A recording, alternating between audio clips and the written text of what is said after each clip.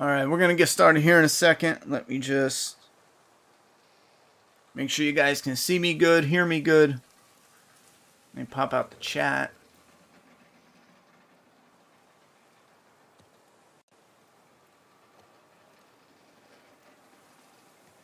Where did chat go? There we go.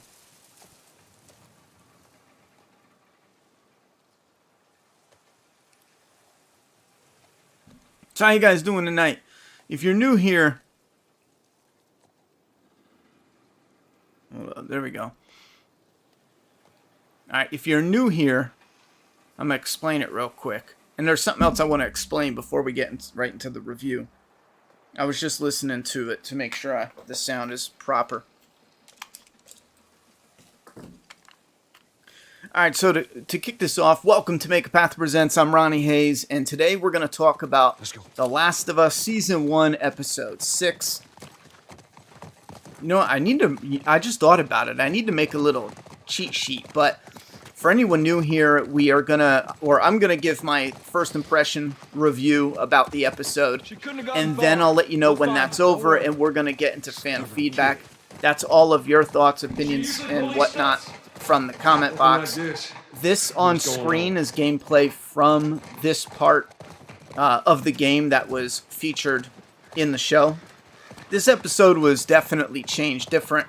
One thing I don't mind, though, is the dam scenery change being at Jackson. Jackson is going to play a major role, or a bigger role, in Season 2, so it's nice to set it up in Season 1. Plus, going to the dam in the game before this part that you're seeing on screen had a really nice visual to it, but once you got to the dam, it was kind of dull, I'll be honest with you. I think I went a wrong way. But, and then afterwards, this part, and I want to highlight this when we get to it, this is where Joel makes up his mind to go ahead and take Ellie himself. A lot of this is cut out, and this is the continuing theme of HBO, for whatever reason, wanting to cut out the gun violence. I know they say, yeah, well, it's gun violence mainly, but a lot of the violence is trimmed out. And none of this was in tonight's episode. Now, before I get into the original review, you may have noticed I edited the first episode of The Last of Us, and I put up clips from the live stream. Now, this is something we've talked about for a while, but I think maybe we'll test it out. Now, they're not all going to be edited. I only did an edit for 1 and 2, and I think 3, but 4, 5, and 6 are literally going to be this first half of my stream cut out of the live stream and put on. So if you're just here for my initial thoughts and opinions, then you can just stop in for that. I got notes here. I'm going to burn through them. Another shout out, my Flaw channel. We're, 600 and some subscribers. If you're looking forward to a, scene by scene breakdown of The Last of Us, we're going to be starting that. If I stay on schedule, it'll start this Friday. And then based on how much you guys support it, then I'll do episode 2 if we do episode 2. I'm going to get the poll going now so you guys can vote on this episode, and then we'll dive into my opinions. Last of Us, that's 106. And we'll do love. We'll just stick with okay. And I have to... So go in the comment, you'll be able to see a poll to vote. Love, okay, or hate. It's the easiest way to do it. Last of Us 106. Now, I'm going to dive right into my thoughts and opinions real quick. The little psycho line, the introduction with the Native American family, or that little bit, them wanting to figure out where they are and get a little sense of direction. I like that little back and forth. The map,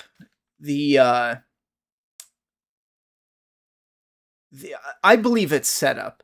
And there's a couple parts here that I feel like directly sets up for Season 2. Like, for example, the setup for this is later for this season, but it's where Ellie is somewhere else. I won't spoil it, but there's people that Joel run into, and he gives them a map, and he's like, "You better point to the same spot as the other person. Keep an eye out on this scene. They set it up in this episode, but you're gonna see a more violent version of Joel doing this later. Hopefully, they should stick with it." Um, Now, another setup moment is where Joel talks about an old farmhouse having sheep, and I like the dialogue there where he says they're quiet and they do what they're told to do. Now, this most likely, I see no reason why it wouldn't be setting up the farmhouse and the sheep for season 2. Likely season 3, if I'm being honest, if they stick with a 2 season split for The Last of Us Part 2. Anyhow, the whistle moment, same thing from the game. You got a happy reunion with Joel and his brother. Again, these are a little bit of a flowing positives. Ellie, like, this is fucking amazing. Those little quips, even all throughout, I think Ellie's character and actor breathe a bit more with this character. There's one main flaw still lingering, even when I was overall positive with the actor for this episode. But there's one lingering flaw that I've been noticing more and more. But Tommy, this is set up for season 2. The flashback scene where Tommy teaches Ellie how to snipe. And again, this is if they stick with it. The highlight of fuck communism and fuck communists. And it goes to show you that they would fucking want to hump all over that in this episode. But seeing the hair, the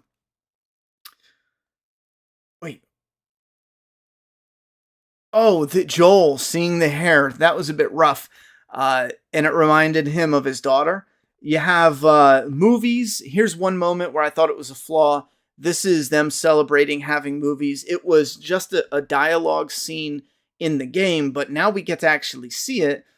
And I thought it was a great scene, but I was a little bit baffled how Ellie just kind of has a blah face. And I get where they're going because, she wants to go find Joel and yada, yada, yada. And she, fills out a place or whatever they're going for. But where's the awe and the wonder with Ellie? And this is what had a lot of us that played the game, had a lot of us, really kind of, it drew us to that character, that awe and wonder of so many new things to her, both bad and good, but especially the good, having that just like excited awe, like childlike. It's because you see how rough this world made her at that age, but then you see that bit of childish, creep to the surface in these moments.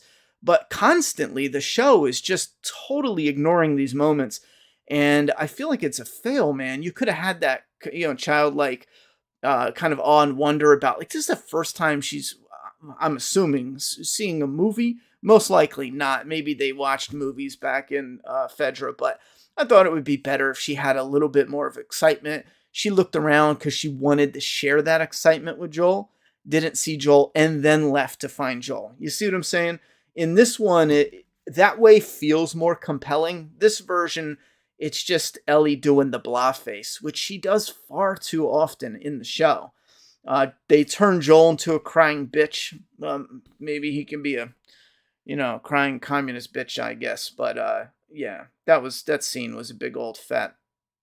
They skipped a lot of connections though overall. Even though I like this episode, but having Joel go from "stay away from me" to "I care for you," it felt like there's deleted scenes that they accidentally deleted. They're making progress towards the connection, but I feel like there's a few punches where it's just totally stripped. And it would have served the show a lot better emotionally had those scenes not have been deleted. Now, they weren't deleted scenes. It just, I feel like the pacing is fucked all to hell. It was a good scene, though. And this is the scene where Ellie is telling Joel's like, "You don't know what loss is." And Ellie's like, "What are you talking about? Like, everybody who I've cared for has left me. Father gone, mother gone, like, Marlene gone, you name it, gone. Riley gone. Like, these are all people that are no longer in our lives. She's been dealing with nothing but loss when it comes to other people in her life. And that's a powerful moment. I thought the actor did a fine job. Maybe I'll rewatch it and find a little more a little more of a harsher performance or be more critical of it. But in first viewing, I think she did great with it. I think it was one of her better moments. And that moment also was powerful in the game, and it worked. I mean, we might love it more in the game, but I think it definitely works for the show. One moment I think they totally botched, and I feel like this could be, for fans, this might have been awesome, where Joel was thinking about it, and they showed this flashback of Sarah, his daughter, and I thought it would have been such a beautiful touch if they show a flashback, but her face is a bit blurry. And Joel can't, not just her face, but the image we see is a bit blurry. We can make it out, but her face is just not as clear. And, you know, it's been 20 years, and when Joel thinks about his daughter, he almost can't recognize her. And the reason I mention that is because, you know, if they stick with the game, he's going to get a picture of his daughter. And I think that would be so much more rewarding had they have that and incorporated that into it. But it really doesn't matter. That's small things. The choice, Joel just suddenly, it felt a bit sudden, but there was only a tiny build-up in the game. But having Joel be like, you know, you should have a choice, Ellie. And she immediately is like, let's go. You know, I thought that was great. Now, they're talking about like being a contractor. I thought that was also great as well.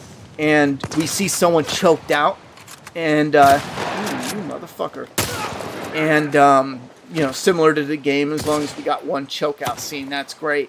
And then you got, Joel turns around and he is stabbed. And I'm fine with this. I think I've talked about it before. Having Joel be gutted and speared with a rebarb is probably too unrealistic for this show, the way it's grounded. And I agree with that. So I'm fine with him being stabbed, and I like the ending of this episode. There's two things, though. I wish they really went for it and made it seem like Joel is definitely dead. I really wish they went for it and hyped up this ending. Because I'm watching it, and I'm like, there's no way he's dead. You know, like, there's no way. And, let me get this fucker. The next thing is the cutting out the violence. This sucks. Like, this blows. We get the campus, which is an awesome... As soon as they showed up at the campus, I thought, bro, we're going to get some clickers. Like, we're going to get something. Like, this is fucking awesome. Here we go. We had a bit of a slower episode, but we're about to get... Nope, it's over. You mean to tell me you burned through the campus immediately?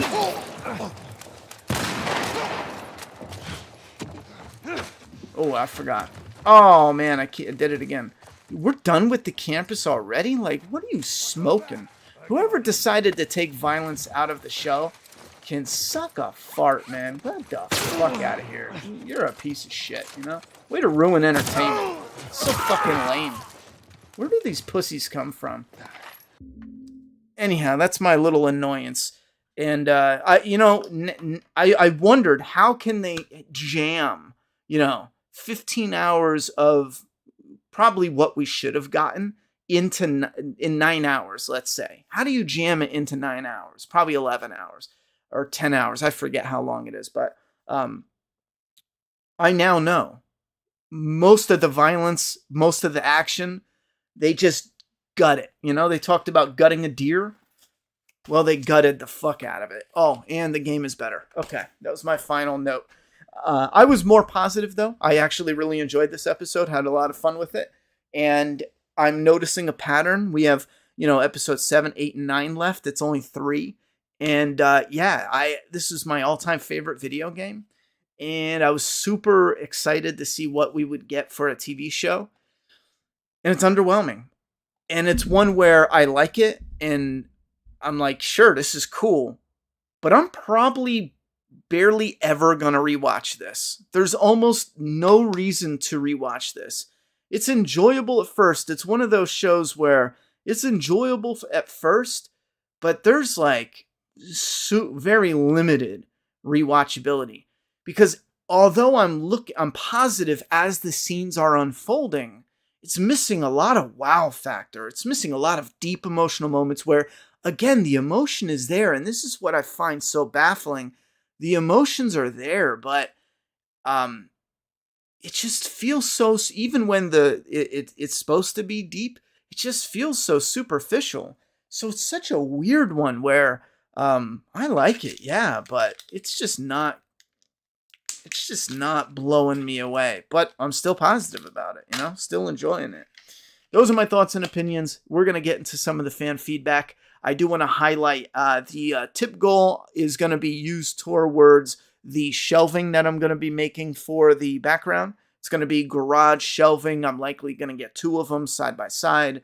I'll talk with you guys, and maybe we'll rebuild it, or we'll build it on screen, because I'm going to be building a backdrop where it looks like post-apocalyptic with vines and broken wood and shit like that. But I want to give you guys start giving you guys a heads up on what some of the support is going to be going to, and I think that would be the next thing to get that on and popping, because that seems pretty cool to have finished already, especially for some of the Flaw vs. All reviews. We're going to use that backdrop.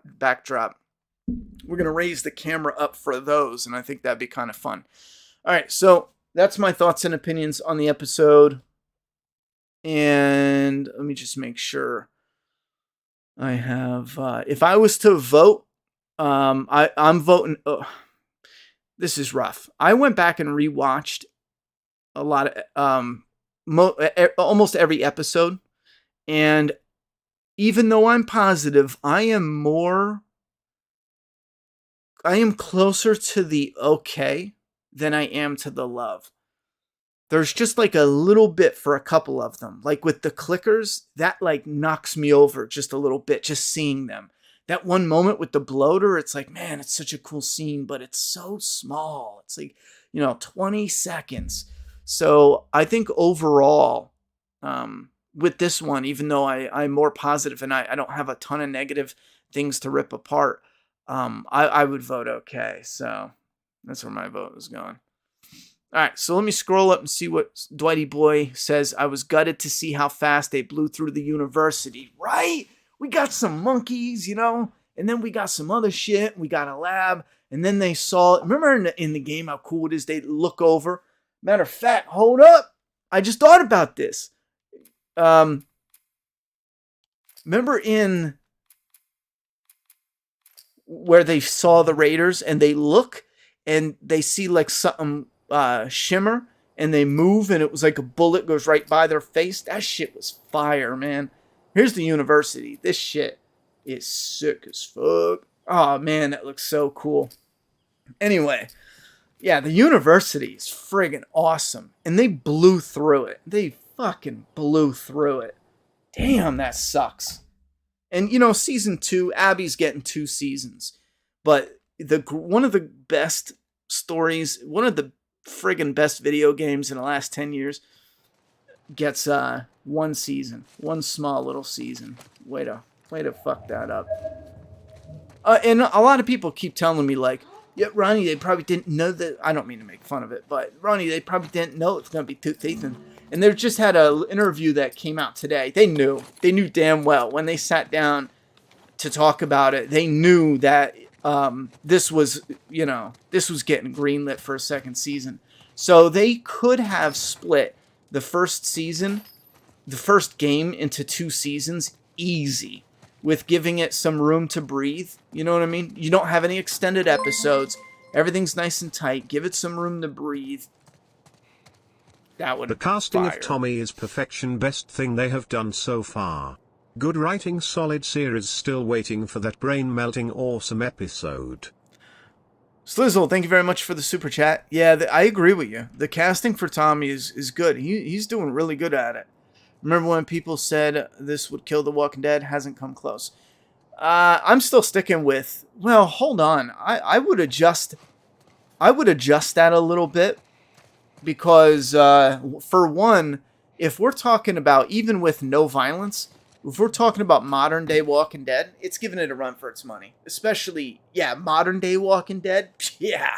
Listen, the only thing modern day Walking Dead has is cool zombies and gore. You know what I mean? Outside of that. When it comes to the visuals, but here's my thing though. when you see the visuals in these post-apocalyptic, shows, I put oh, wait a minute. Did you guys? Yeah, you guys probably saw it already, but I uploaded images in my review of if you haven't watched my clips video for episode 2, I think it's episode 2, I put clips of what the background looks like for The Walking Dead versus Last of Us, and it is friggin' like, you know what I mean? It's night and day, quite literally. So I still think it is a Walking Dead killer, as long as, well, it depends on what they're doing with Dead City, and the Rick Show, which is funny because the Rick Show just got extended for 2 seasons. I think I just heard today or yesterday. But we'll see about that, because it really depends on what they do with the locations and story. Because don't forget, with The Walking Dead, they're still doing the same shit. What's Dead City about? Someone got kidnapped. They've been doing the kidnap story, 15 times already. What do you think will happen with the horse? Because in the game it gets shot. I don't see why they wouldn't shoot the horse in the show, but I can see them skipping it altogether. They don't have to shoot the horse and do the stunt. They don't have to shoot the horse, knock Ellie off, and do the stunt with a human either. So, boom, they can save money. Ellie maybe goes to get on the horse, but then her path gets blocked. She can't make it to the horse. She goes another way, and bada bing, bada boom, I wonder how they're going to do the hospital scene without gun violence. No, the hospital scene will have gun violence, but it'll be super small. He's going to start with no gun, maybe do a fist fighting. Like, look in this one. We have the raiders or bandits or whoever the little bitches are. They bring a baseball bat to a gunfight. Joel puts his gun away, and then he's attacked. Go figure. Surprise, surprise. Put that gun away, and then let's get to the fight. So then the fight starts. Think about it like that. Like, here's a scene where we are gonna see gun violence. However, it'll start with no gun. One guy has a gun. Joel fights him, and they switch it up. Maybe even Joel shoots him once. But then you have maybe him sneaking around or looking to locate where Ellie is. And then when he gets to Ellie, in between there, a couple gunfights. He gets Ellie out of there. Bada bing, bada boom. He kills the doctor. The doctor refuses. You know what I mean?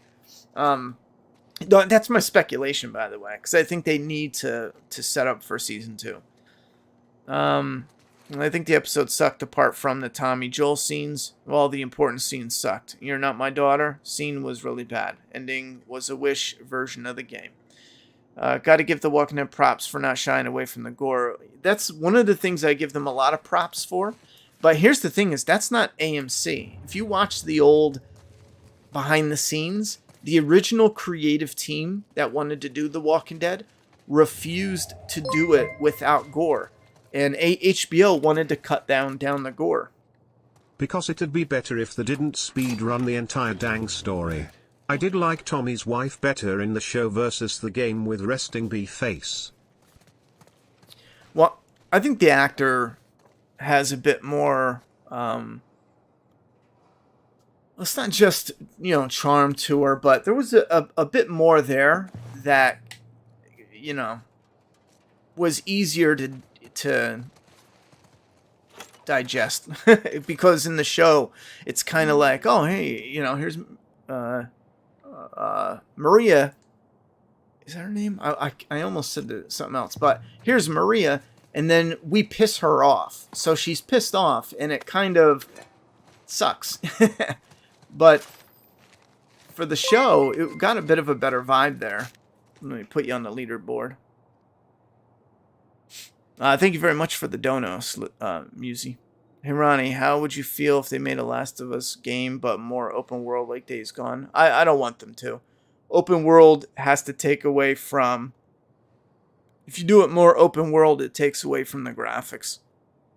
HBO is now run by the smooth brain brigade that ruined Star Wars, Terminator, Lord of the Rings, and now Last of Us. I hate to say it, but I told y'all. It's definitely showrunners making the decisions to keep less action and violence because House of Dragon had gruesome scenes. As someone who don't play past death, the stuff afterwards has been very entertaining. I had no idea what's coming, and it works. I also enjoyed stuff I already know. Being in the game. Now, I just want to branch off of what you're saying, because we have been getting quite a bit of, and we always do, comments where people are like, I didn't play the game, so it was this, and if you shouldn't expect this because of this. And now that I think about it, I want to take a harder stance on disagreeing with some of that. Not you. Your comment made me remember it. But some of the people who talk about like, it's a game, it's not, it's the show, it's not the game, and blah, blah, blah, blah, blah. And when you take a thing and you want to create, another thing from it, yes, you should respect the source material. Because the source material was so good, you wanted to steal, instead of you, the writer, the showrunner, instead of Greg Mazarin, whoever, instead of HBO, anybody at HBO, sitting down, having an original thought, and making their own new show, their own new world building, instead of them doing that, they found something that they thought would make a great show because it's already a great game, and they paid to do it. They're essentially paying so they don't have to create something original themselves, which isn't bad at all. If I had if I was HBO, I would have done the same. It's smart. But the point, though, is when people sit here and talk about changes and stuff, I think that the changes, it's what's best for the medium, in all honesty. It's not that, just because it's changed doesn't mean it's not bad, or just because it's changed doesn't mean it's instantly bad. Some of these conversations I see in opinions tend to go off the rails with it. But I will say, though, when it comes to... Wait, did I get you on the... All right, give me 1 second. When it comes to... Why did that not read out? Let me look at this. When it comes to doing a... Oh, it wasn't there. That's why. A one-to-one recreation. I don't want a one-to-one recreation. But I do want them to stick damn close. Because if they stray too far away, then why do it anyway? Do a whole new show. Do a whole new story. Anyhow. Alright, so I guess that was a super chat. Let me look. And it didn't read it out. What would it take for a Days Gone stream greenlit? Oh, a Days Gone series greenlight. Well, there's already a movie. There's already a movie for Days Gone. Now, I haven't caught up with the information, so I don't know if it's going to be a series now after the success of The Last of Us. However, I'm almost positive it was a movie. And the thing that annoyed me the most about a Days Gone movie is they have the perfect actor who played Deacon in the fucking game, and they chose to cast someone else. Because of that alone, I'm not seeing it in theaters. They're not getting a cent from me. I just made up my mind right now. And maybe it's a bit harsh. Maybe I'm overreacting. But fuck them. They had the perfect Deacon. He's not old, Oh. He's not a bad actor. He can act. He is an actor. And it's just so stupid. He'd be the perfect Deacon. He is Deacon, So I'm not going to see it. So whoever's making the Days Gone, I support the video game totally. Every day I'm telling someone new to buy it and spend money on it. I bought the statue. I'll support it in the future. I rebought it on PC. But I tell you what, I want to let this play. Last week's episode had me excited for what's next, but then I was bored to death watching this week. I want to love the show, I just don't. I can see that. Veronica, first off, thank you very much for the 50 bomb. You're friggin' amazing. And I could definitely see that. I knew we were going to get some of these. And that's probably what weighs more on, not the other episodes, but in this episode in particular, that's why the score, I think my enjoyment is weighed down a bit, and it keeps me at that okay instead of being I love it. Because even though when I'm like, okay, I like that little snarky remark. Okay, I like that one little scene. Even though these things are happening, there's still this well of disappointment. And it's getting deep, you know? So, alright, let me just change this quick. So, if you said you're bored, I know why. You don't even need to explain it. I definitely know why. Veronica, here we go.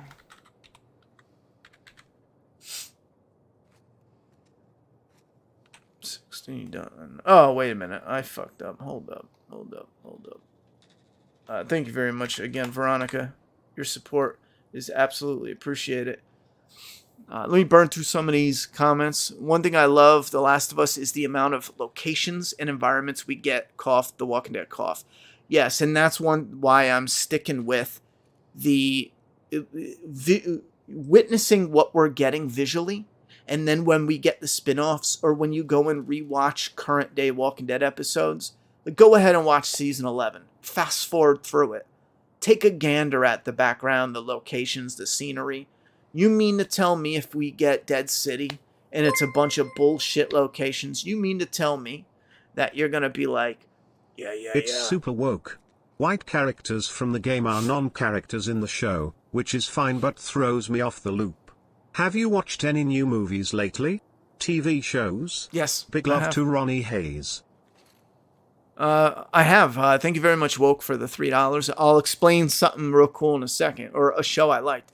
People losing their minds on Twitter thinking Dina was teased tonight, and I'm just like, so?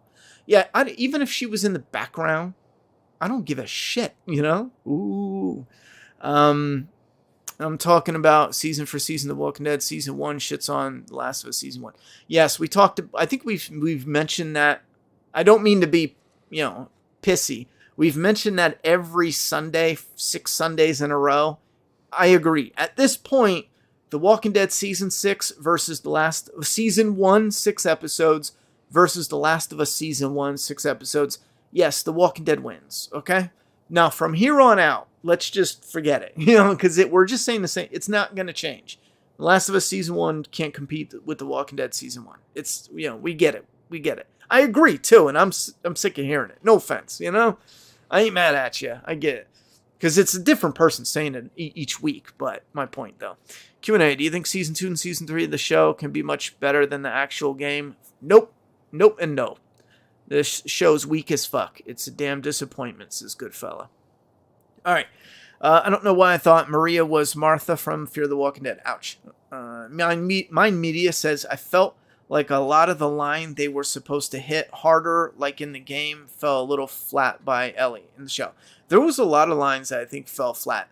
Not just falling flat, but like I said, it's superficial. A lot of and again, it has deep emotional ties to it, but it's just coming off superficial. I don't want to say it feels like a rushed project, but honestly, do you know what this feels like? This feels like a writer that knew they had it in the bag because they're pulling emotional moments from something that already exists. So they're not doing rewrites, they're not polishing it, and a lot of times when you're writing, there's 2 things that really stand out. When you write something the first time that is just a home run and it grips you, and then there's the more common, the polish. And I talk about the polish so much that people laugh about how much I say that fucking word. It's a meme on this channel, but I shit you not. There's a saying that writing is rewriting. And when I heard that when I was a cocky little, shithead, I used to be like, you're not writing it right the first time. No, writing is rewriting. You write and rewrite and write and rewrite and rewrite and write. And by the time you're done, you have something that is surgical, that'll open you up, rip out your heart, stuff it up your ass, and then back down your throat. And you'll just be, crushed emotionally if it's a sad moment. And then you'll have stuff that'll make you, flip your lid with excitement. This is, this isn't it, is it?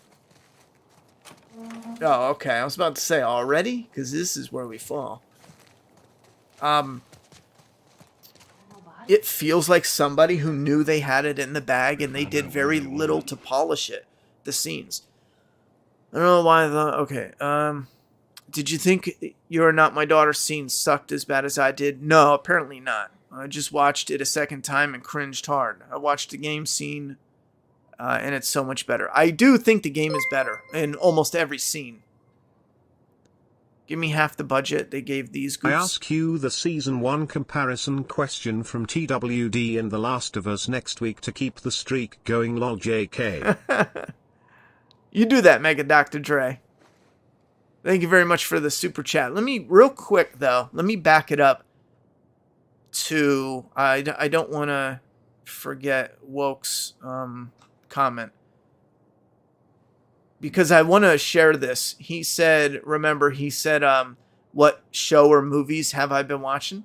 And I just started watching The Outsider on HBO. And I finished it. It's 10 episodes. It is a few years old, and it's got Ben Mendelsohn. I like him as an actor. He's a very good character actor where he's good in this. He's good in a lot of what he does. He was great in Bloodline. I think that is on Netflix, maybe. I highly recommend.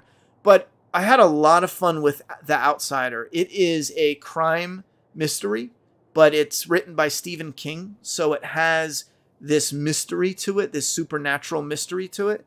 And it feels like a darker It movie, you know? And I don't want to give you the wrong impression. It has nothing to do with kids and yada, yada, yada. But it's about a boogeyman, and the boogeyman, I won't give you too much, but the boogeyman devours kids, and he devours, yada, yada, yada. Anyway, it reminded me of a really dark It, but the biggest problem with The Outsider, now that I finished it, they started with a very cool, warped, face, where his face is falling off, and I love that. I love that idea. Actually, the Grief Eater idea was something that I know it comes up from time to time when people talk about doing something based on like It. I've even given my shot at a Grief Eater type, but this is different though. I don't want to spoil it, but that it's basically that. However, they show this really creepy melted face under a hood. They tease it in the first 2 episodes, and then you never see it again. And that was a fucking blow to the dick sack. That's a shame, because that built in so much cool visuals to something that's creepy. And then they just, passed right on by it. Because the idea is, well, again, I don't want to spoil it in case you watch it. But I recommend it. I enjoyed it. Even though I was hoping for some sort of reveal for what the creature looked like, you don't get it.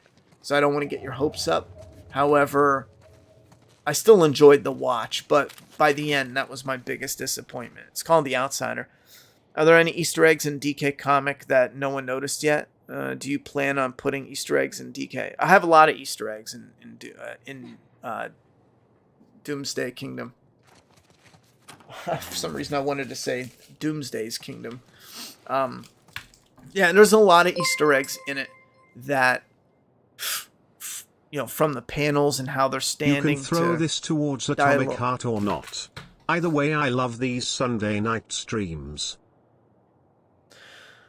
I'll definitely throw your 10 towards Atomic Heart, though. I'll definitely do that.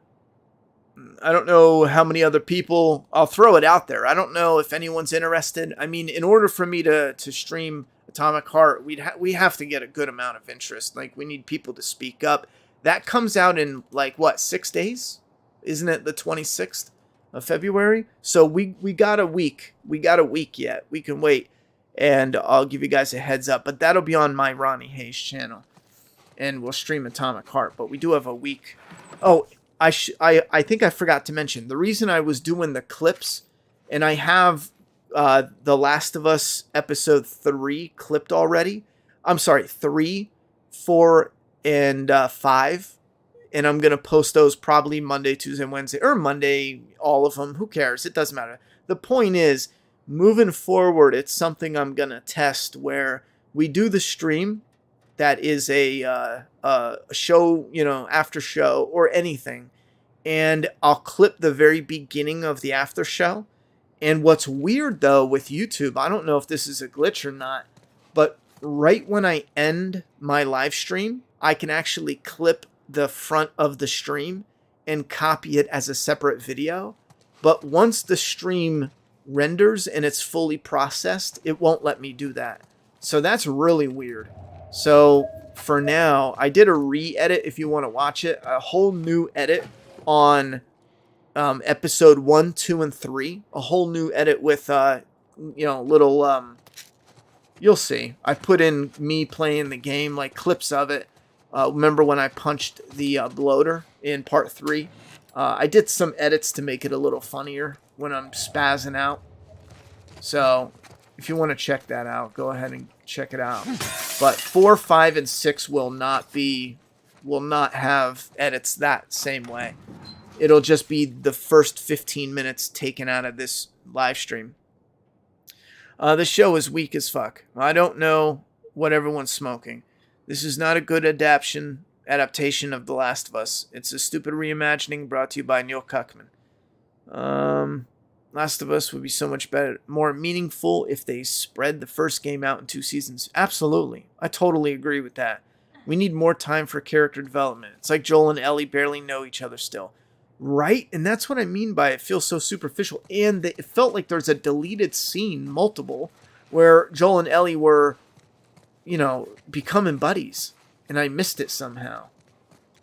It's also weird how the pacing is. See, in the game, it is simply, you go from, you know, that they're this far apart in the beginning. Each hour you play, they get a little bit closer to the moment where there's 2 big moments. The moment where Joel decides to choose Ellie. And then the second big moment, and that's at Tommy's. The second big moment is where Joel gets injured, and it's Ellie just chooses Joel. You know what I'm saying? Now, again, there's a little Ellie choosing Joel earlier on, but this is like definitive. Joel makes a choice, Ellie makes a choice. That's when, after that moment, we run into David, and I won't do any spoilers, but then you get the emotional, the trauma, right? From that moment on, it's Joel and Ellie. Done. You know what I'm saying? Like, they are thick as thieves. The bond is there. And from that moment on, the writing develops the bond between them as a towards, you know, this it's a friendship, but it leads into the parental, you know, father figure. What's a good way to put it without?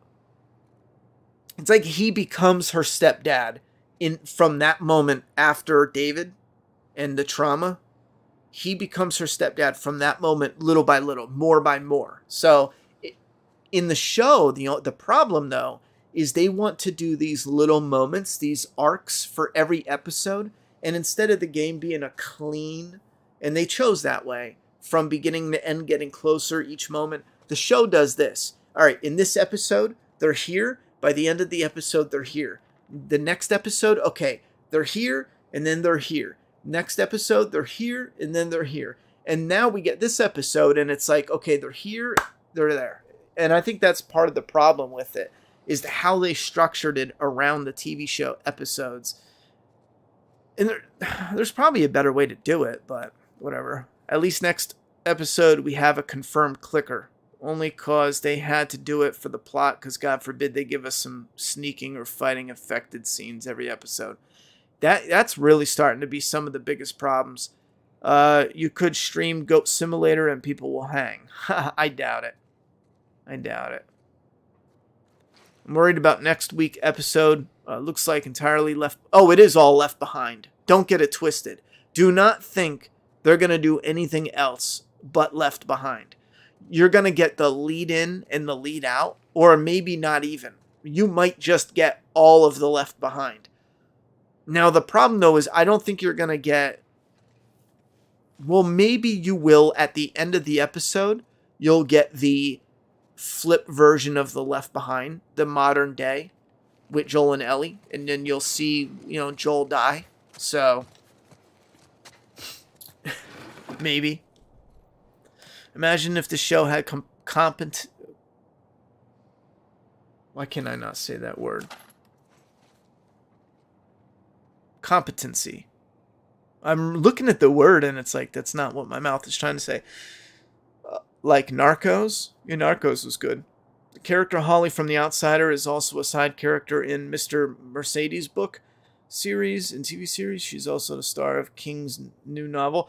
Oh, is it the black girl who's really like unique and quirky? Yo, that makes sense because for some reason, man, that character seemed like she showed up and stole the show. Not like her acting. Next person which was who good. brings up woke after this gets an arrow to the eye. It's just melanin. The Outsider is really great. It was supposed to get a second season but HBO wimped out. The black lady who helped in the movie is in more Stephen King books. They were going to do a second season. I'm kind of glad they didn't. I wish they would have done the first season.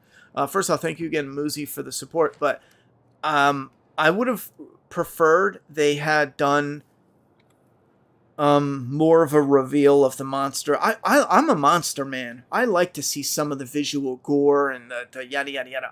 I do not believe that the less you see this... Hold on. There's a small truth, or there is truth to the less you see, the more your imagination can make you scared. Sure. However, I'm also a firm believer in you need to lead them somewhat. So showing a guy in a hoodie with like this melted, dark, screwed up face, but then to just never show it again. Loved how Joel mentioned wanting to a farmhouse with sheep. Cool callback to Ellie and her farmhouse in part 2. Yeah, we actually had several callbacks to part 2. I don't know if you were here when I mentioned them, Dr. Dre. Thank you very much for the super chat. But there's the, Tommy being teaching Ellie how to use the sniper rifle, and other callbacks that lead to The Last of Us Part 2. And I don't feel like it's just there. I think they are going to add on to it for Part 2. But to wrap up what you were saying though, was she in?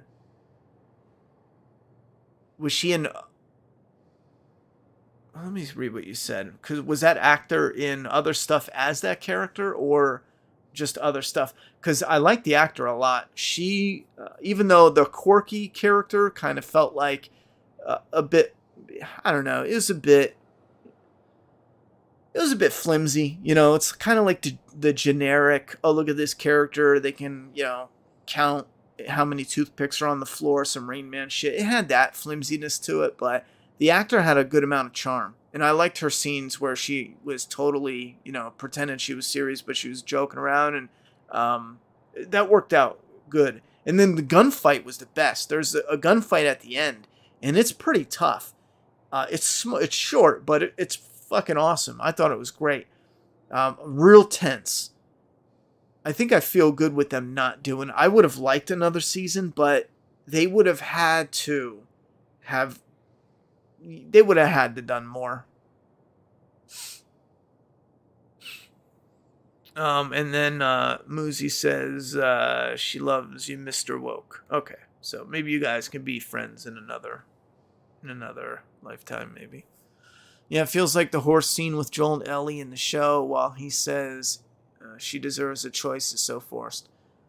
It just happens, don't it? Like, it's just like there. The Kingdom Korean zombie show is so good. American zombie films and shows are kind of meh. Yeah, that's a good one. That definitely is. Riley looks too old to be discount Ellie's girlfriend. They shared an image where she looked scary. She not scary, but she had like this, like I'm gonna take you to a dark alleyway and have my way with you. Like she had this fucking weirdo looking smile, but I think it was the way that the way they just edited that trailer. It just was not a good look, but I felt decent about the sneak peek that we saw. Nothing stood out because again, keep in mind, we know we're getting left behind, So I want to see that. I don't know if I care for a whole episode, to be honest. Half an episode, sure. But I like the idea of witnessing the origin of her bite. I'm cool with that. Again, a whole episode, we don't need that shit, bro. You know?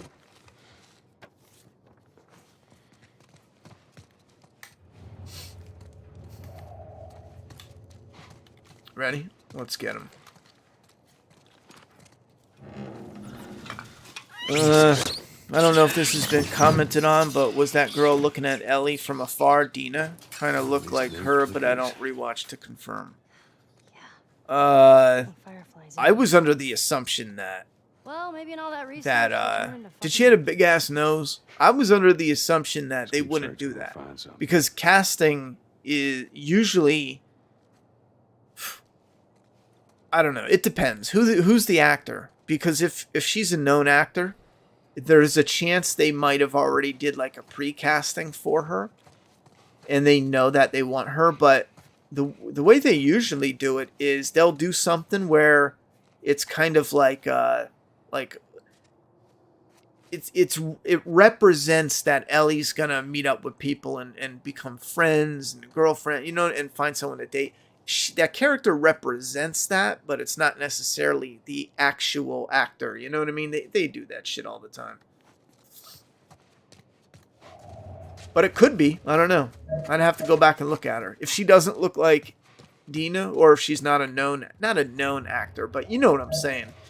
Has she worked with HBO before? Is she in a number of things where she has like solid speaking roles? If that's the case, then it might be.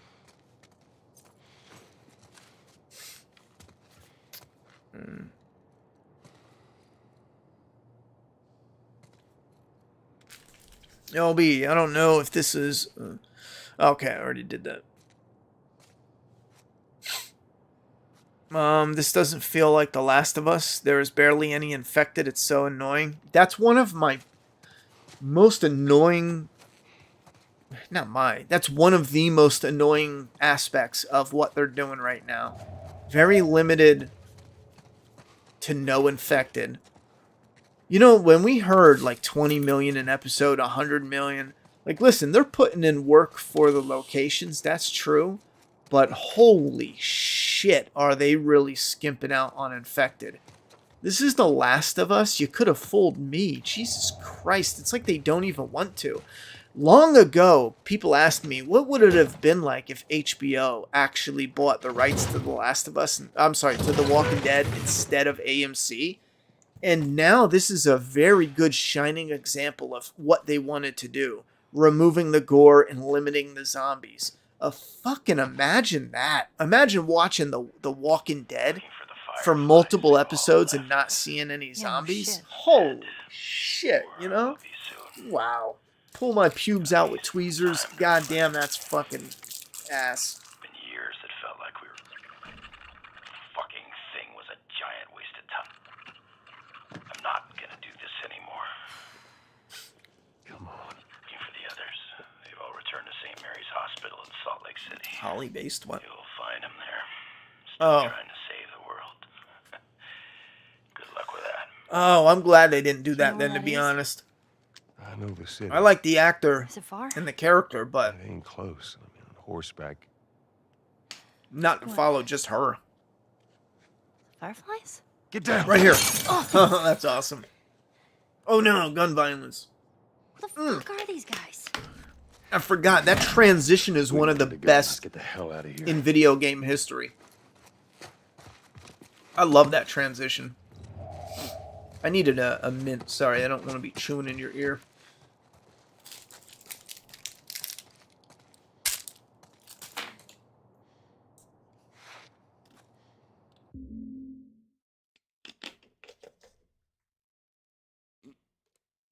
Yeah, White Panda. Basically going across country with bad people, 0 infected. 56-year-old guy can't take on a group of guys like in the game. It's realistic. People can't separate game from show. I mean, sure, you know, I'm going to pull one of those. So are clickers realistic? Come on, bro. Bruh. I'm not your bruh. You mean to tell me, first off, look at, you're creating an argument to win. None of us said a group of guys has to fight Joel. However, you can have some action and some fighting. You know what I'm saying? And you can suspend disbelief enough for Joel to be able to fight off maybe one or two guys and then get into a gunfight. A gunfight, you know, isn't necessarily the most physically demanding like a fist fight. So I have to say, I think your comment is ridiculous. You know, I think you're an HBO agent. Just, you know, you're a plant. But if there's something you want to discuss that you loved from the show, have at it. But if you want to set up something that we're not saying, to use that as an argument, I don't play those games, because I see that in debates all the time, and I don't know why people don't call them out on it. Somebody will say like this, and this, and then they'll create a debate around what they said and not what the other person said. The Last of Us show is good, but knowing how great it could have been is painful. I agree. Joel summed it up this episode. There is no infected here. Yeah, well, he did. I guess he warned us. I'm loving the show. But, then we get to Tommy's, and they say there's infected. So, which is it, bro? You know? Is there no infected, or is there infected? I'll rewind it. I'll show you. Tommy said there's infected. Shows, okay, read that. Isn't there like 8 billion people on this earth? Yeah. Yeah. I think we just hit 8 billion, didn't we? How the hell is there no infected? Riley works with HBO on their biggest show. Well, okay, yeah, Riley works with HBO. That's why she got cast. But, and here's the good and bad thing though. I appreciate the fact that HBO works with people that, they've worked with in the past. Like, for example, when you're watching one of their shows, you'll start seeing actors that were, like, when you watch John Bernthal in This Is Our City, or whatever that cop show is, that the Crooked Cop show, it's based on a true story. When you watch that, wait, hold up. You see people from The Wire, multiple people from The Wire. And HBO is good at doing that. Yet there's times where when the casting is kind of off, you wonder if that's truly the best way to go about it. Is it because they're the best person for the job? Or is it because they've worked with HBO already? Holy shit. Oh, wow. Bruh. I forgot there's no fucking dodge. This isn't part 2. I'm an idiot. I'm sitting here dodging like it's part 2, wondering why I'm not doing shit. Joel can't fight multiple people. Do they not realize you use guns fuckload in the game? Yeah, Joel could kill multiple guys in a fight if they didn't censor gun violence. Honestly, to be fair, Joel can't fight multiple people in the game. I don't know why that comment was even made. You just saw Joel get his ass whooped by one person. If you get 3 people in the game, you're probably gonna fucking die,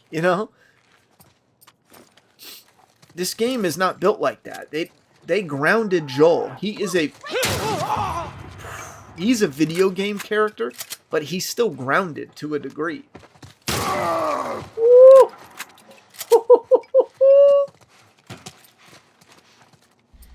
Wait. Let's get it. Watch this. Oh, wait.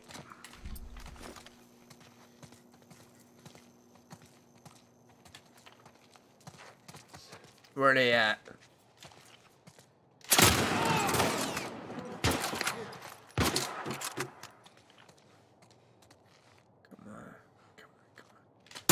Oh, you can't shoot through the cans? That's fucking gay. Missing. Oh, shit. Oh, shit. He showed me.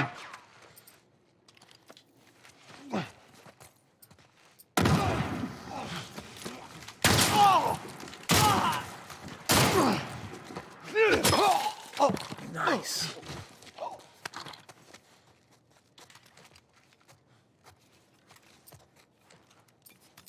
Cover me! Sure.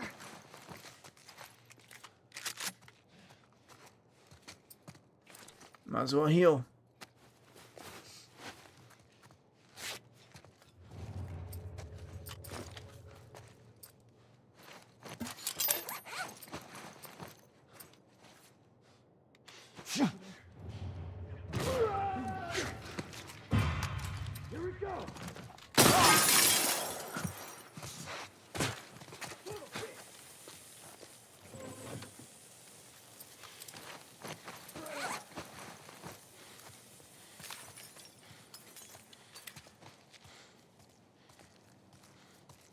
Where you at?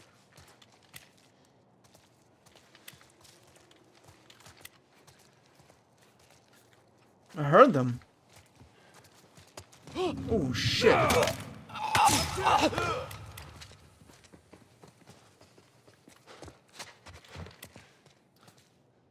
Fucking hear him, bro. Oh. Yes, more.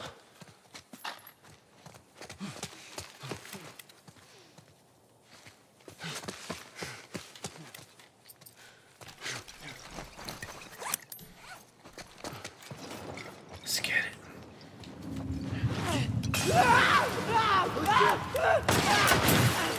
Oh shit, I gotta reload. Oh, I gotta kill Ellie, I guess. Oh, it's a one shooter, I remember now. Oh shit, I'm fucking dead. I gotta get rid of this gun. I'm trying to do it too fast. Let me heal. Are you shitting me? Oh, god damn, bro. I got scared. Aw. I just turned around and fucking chucked it. Yeah, that was stupid. Oh, damn. Hold up. He's gonna get me. Not today, Satan.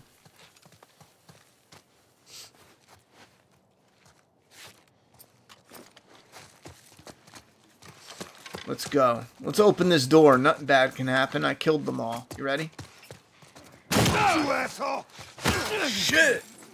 This is what I mean, though, about the end. I wanted to get to this. That's why I was playing real quick. The end. I feel this is awesome for a video game. The end is probably more grounded, you know, for a show. Because this is pretty... Imagine a video game. Even if that moved all his vital organs and it wasn't pierced. One thing, though, that sucks is because they changed this and they're little bitches about violence, Ellie goes through hell to save his life. And they cut that out. Look, she shoots this guy. There's another guy later where we distract them, and Ellie pops him in the side of the face. It's friggin' awesome. I'll show it, but they take all this out, man. You ready? 1, 2. And this is a great scene. You mean to tell me they couldn't have packed a punch at the end of this episode? I don't know. Get to the damn horse. I mean, it had emotion there, but again, I think that's my biggest is Let's go. it was like a jab when it should have been just a Mike Tyson Joel? break your jaw cross, you know? Can you handle the window? Yeah. I think it was Men of Action Who Win Wars. You get things mixed up. What are you guys talking about? I want to see more bloaters. Same. You can't shoot through cans. It's fucking gay. Oh shit, Ronnie. Wait. Where? Oh shit, Ronnie. They finna cancel your ass. This part right here. I mean, I'm just not important enough to cancel. Plus, I want to get back to the days where we just say offensive shit. I think I'm just gonna start saying offensive shit just until, you know, I don't want to live in... Oh, see... Bitch! Oh, wait a minute. Oh, that was cool.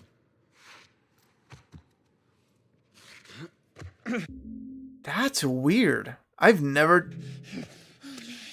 I forgot to aim. Normally, when you go to aim, he shoots at you. And then she pops him in the side of the head. I've never done that before where she got his attention and I popped him. That is fucking cool. Has anyone ever done that? I thought there was only one way to do it. There's no one here. Hurry. Unless I'm going crazy. Am I going crazy, chat? You're doing Fucking good. tell me. Just keep at it. I walk right into the wall. I'm coming. Alright, you guys want to shut down soon? Through these double doors. Oh, man. Here, lean on me. No. Well, can you walk? Oh, you fucker. Yes. Then fucking walk. Don't yell at me. Like here, she's like, if I get you out of this, you're singing for me. Come on. In the show, they're just like, you know, I'm gonna save the world, so you better sing for me. Just a little bit more. Come on. Weak. Watch this. Joel. Behind you. This right here. You mean they couldn't have put, not this, but you couldn't have put Ellie getting flat? Watch. Watch out. Hey, He's putting in work. Check it out. Oh, shit. you little shit. No, I disagree. That's a pipe. But she should get clobbered with a stick. Joel. It shatters, you know what I mean? Like a tree branch or something, like a rotted one for effect. Put your arm around me. It shatters, she falls down, and she like opens up on the guy. That would've been cool. I swear to God, I get you out of this. You're so singing for me. You wish.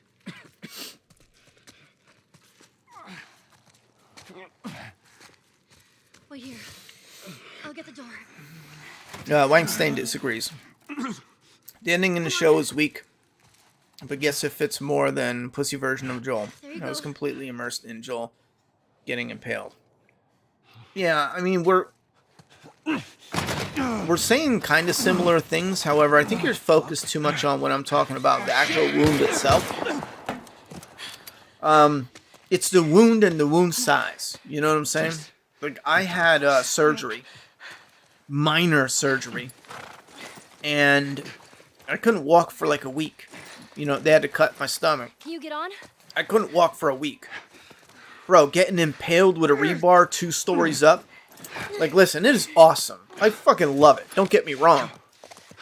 But once you go through something like a tiny controlled surgery where they cut you open just a little bit, and your entire belly feels like, you know, all the muscles have ripped apart and you're fucking being tortured by Pinhead, Joel. you realize that, yeah, in real life, Joel. you know, I don't know how he's getting out of that one. Oh, get up, get up, get up. Even stabbed with a bat. Sure, it's not as impactful as the rebar falling like they did. It has so much more emotional weight to it, but I'm talking about the wound itself. Just simply the wound itself. The smaller wound is better. It's more realistic. Not just better. It's more realistic. I think better is based on if you don't care about, you know, the realism, which is fine. I don't care. You know, you could do one.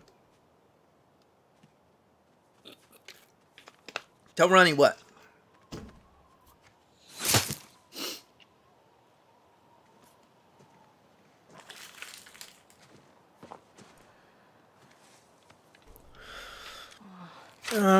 Any gaming streams on Ronnie Hayes' channel this week?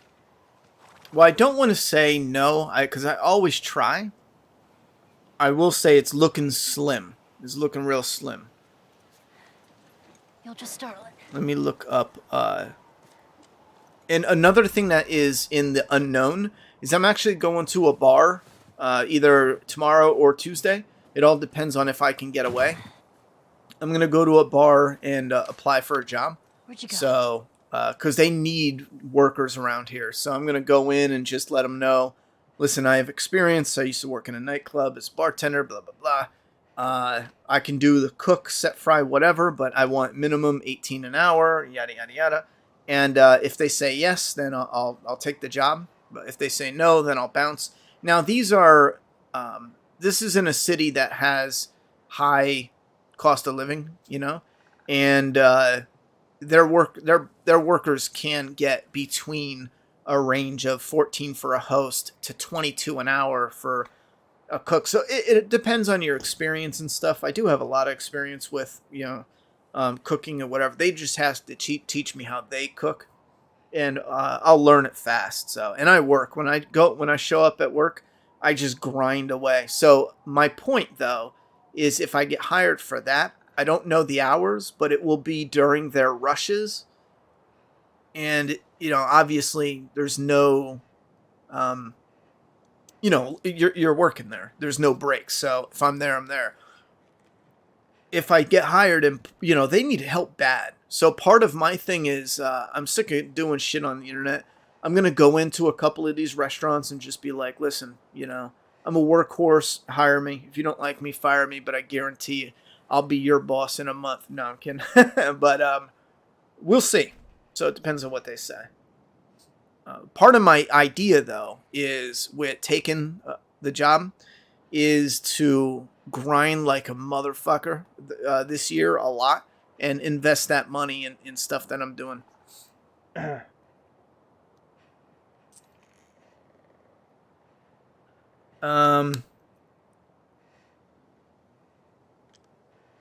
Hold on a second. Let me see here, Musey. Let me see real quick here. Where did I make a mistake at? You've been tipped 81.20, Ronnie. First off, in totals, we don't count the change, just to make it easier. Plus, every tip has I think it's a 50-cent transaction fee. So when you tip 4.20, I'm only getting 3.80, which is fantastic. I don't complain. But instead of me putting down 3.80 as a goal, I just rounded all even numbers. You know what I mean? So if you tip 4.20, I throw 4. Now, if you're the highest tipper, I'll put 4.20 in the leaderboard. But to have the tip goal, I don't count like 10 cents, 20 cents, just to keep it clean. And like I said, it's if we go by, the numbers, it's not actually what you see on screen, because every tip gets a 50-cent every tip gets a 50-cent processing fee. And you keep saying upgrade tips. Did I get something I didn't notice? Well, let me look. What did I have? 77? Let me look, because I make mistakes here and there. We had $10 from Musey, 50 from Veronica, that's 60. Woke gave us 3, that's 63. And then White Panda gave us 10, so that's 73. And then Muse gave us 4, so that's 77. So where do I need to upgrade it? Muse? 74. Yeah, where are you getting this 81? Help me out, because I don't see it on my screen. So if something's jammed up, let me know. Well, we're going to do the poll, though, because we're probably going to shut down soon. So let me see, or start, working towards shutting down. Let me see what the poll is like. Go ahead and vote if you haven't voted. I'm going to end the poll here in a minute. I actually like where the numbers are at. So, Ronnie, your tip goal should be 4.20 higher. No. I already did your 4.20 tip, though. No. Good night, AP. I'm surprised they even kept any kind of injury, since they are massive pussies who hate violence. Yeah, well, I guess when they need it for the story. Is the We Own the City on HBO? HBO Max. Yeah, the wound was never realistic, but in the show, it still isn't. Joel would be spilling his guts out, getting stabbed with a broken piece of wood. Probably get splinters inside. Yeah, it could be.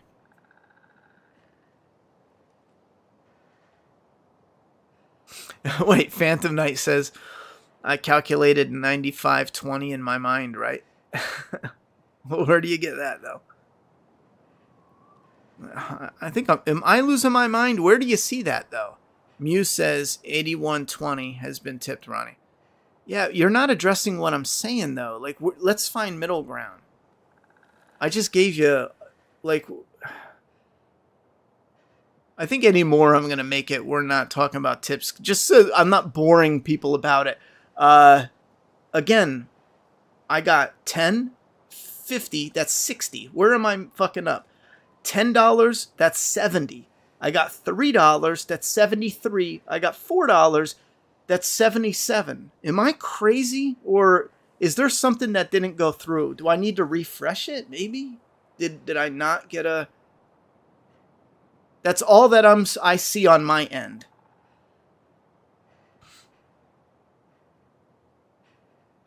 Oh no, did we get another tip?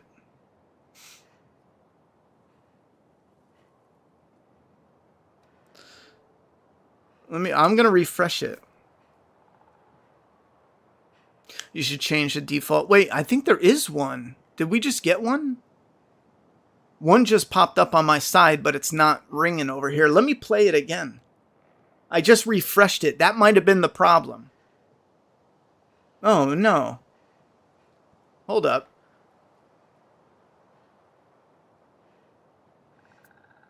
No, that's the same. Yeah, 10, 53, 10, 4. I don't know, bud.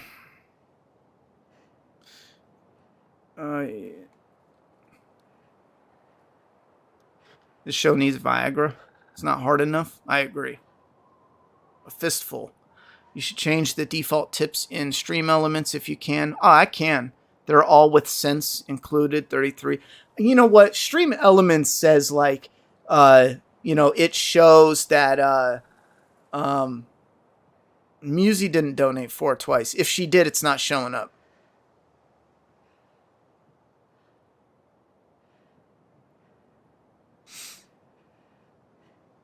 Oh yeah, and super chats don't count, Musi. It's only the tips.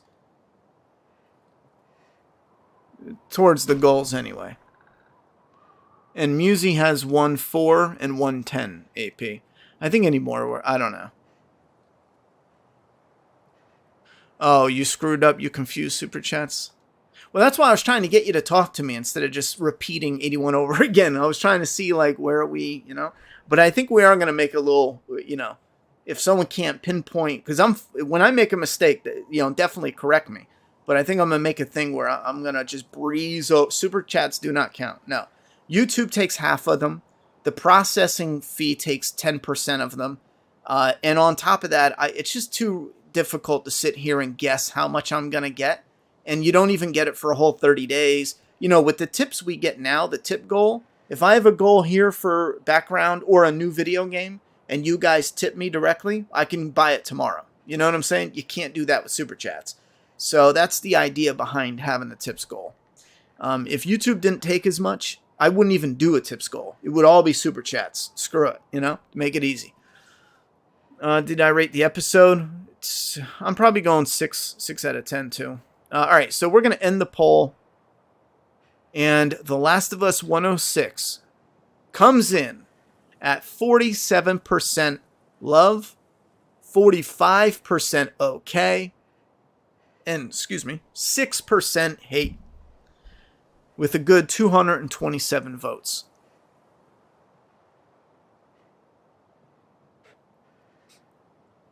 I think, if I'm not mistaken,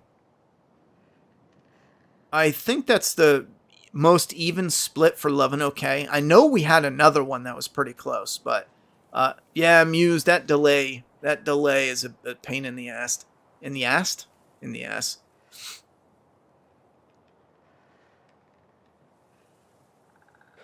But yeah, White Panda.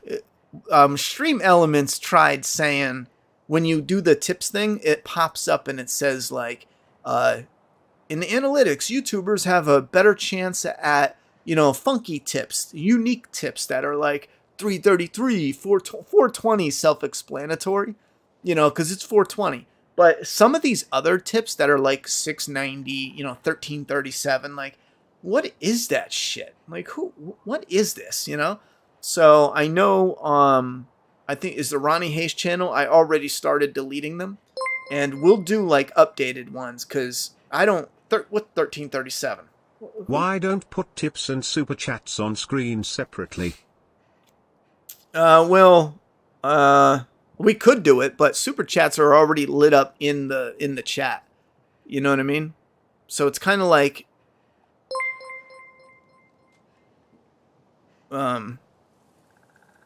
Rick and Joel are goats let me when it play comes this. to being impaled. Rick and Joel are goats. Yeah. I think that's kind of humorous. I would like to know if the reason Walking Dead did that to Rick was a little bit of inspiration from The Last of Us. Because think about it. They copied Negan's kill for part 2, but Walking Dead copied Joel's injury from part 1. There's no way it was an accident. There's no way. But yeah, Phantom Knight, let me throw you up here in the tips goal. Thank you very much for all the support tonight, for sure.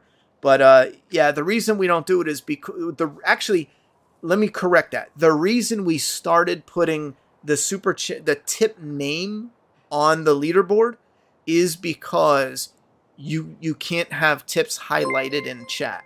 So it's kind of like a more incentive for that. My bad, I was including super chats.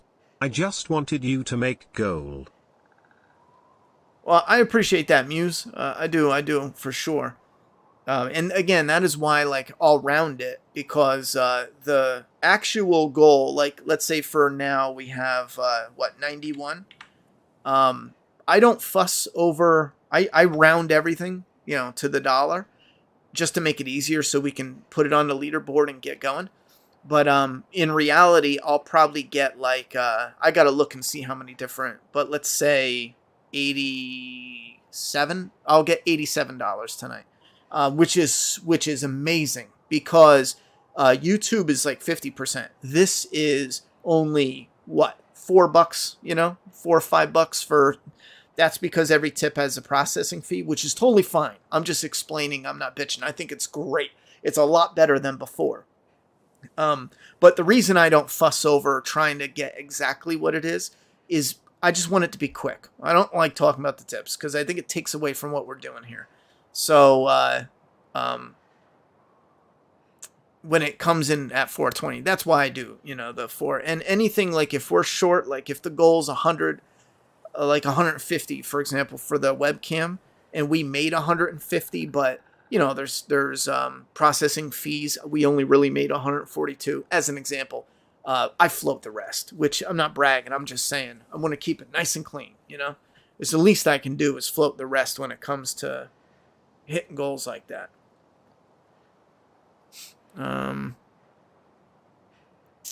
But this episode completely butchered my favorite scene, so for that reason I voted hate. I hear you. Well, you're allowed to dislike the episode. That's fine. Art Messia, is that your name? Your messages are showing up. They're showing up. I mean, this is I'm reading it right now. Not really sure which message. Hey, here's your message. Hey, did you see the picture of me in costume I sent you on Twitter? No, I did not. I worked on season 8, episode 11. I got booked again, so I'll be in episode 12 as well.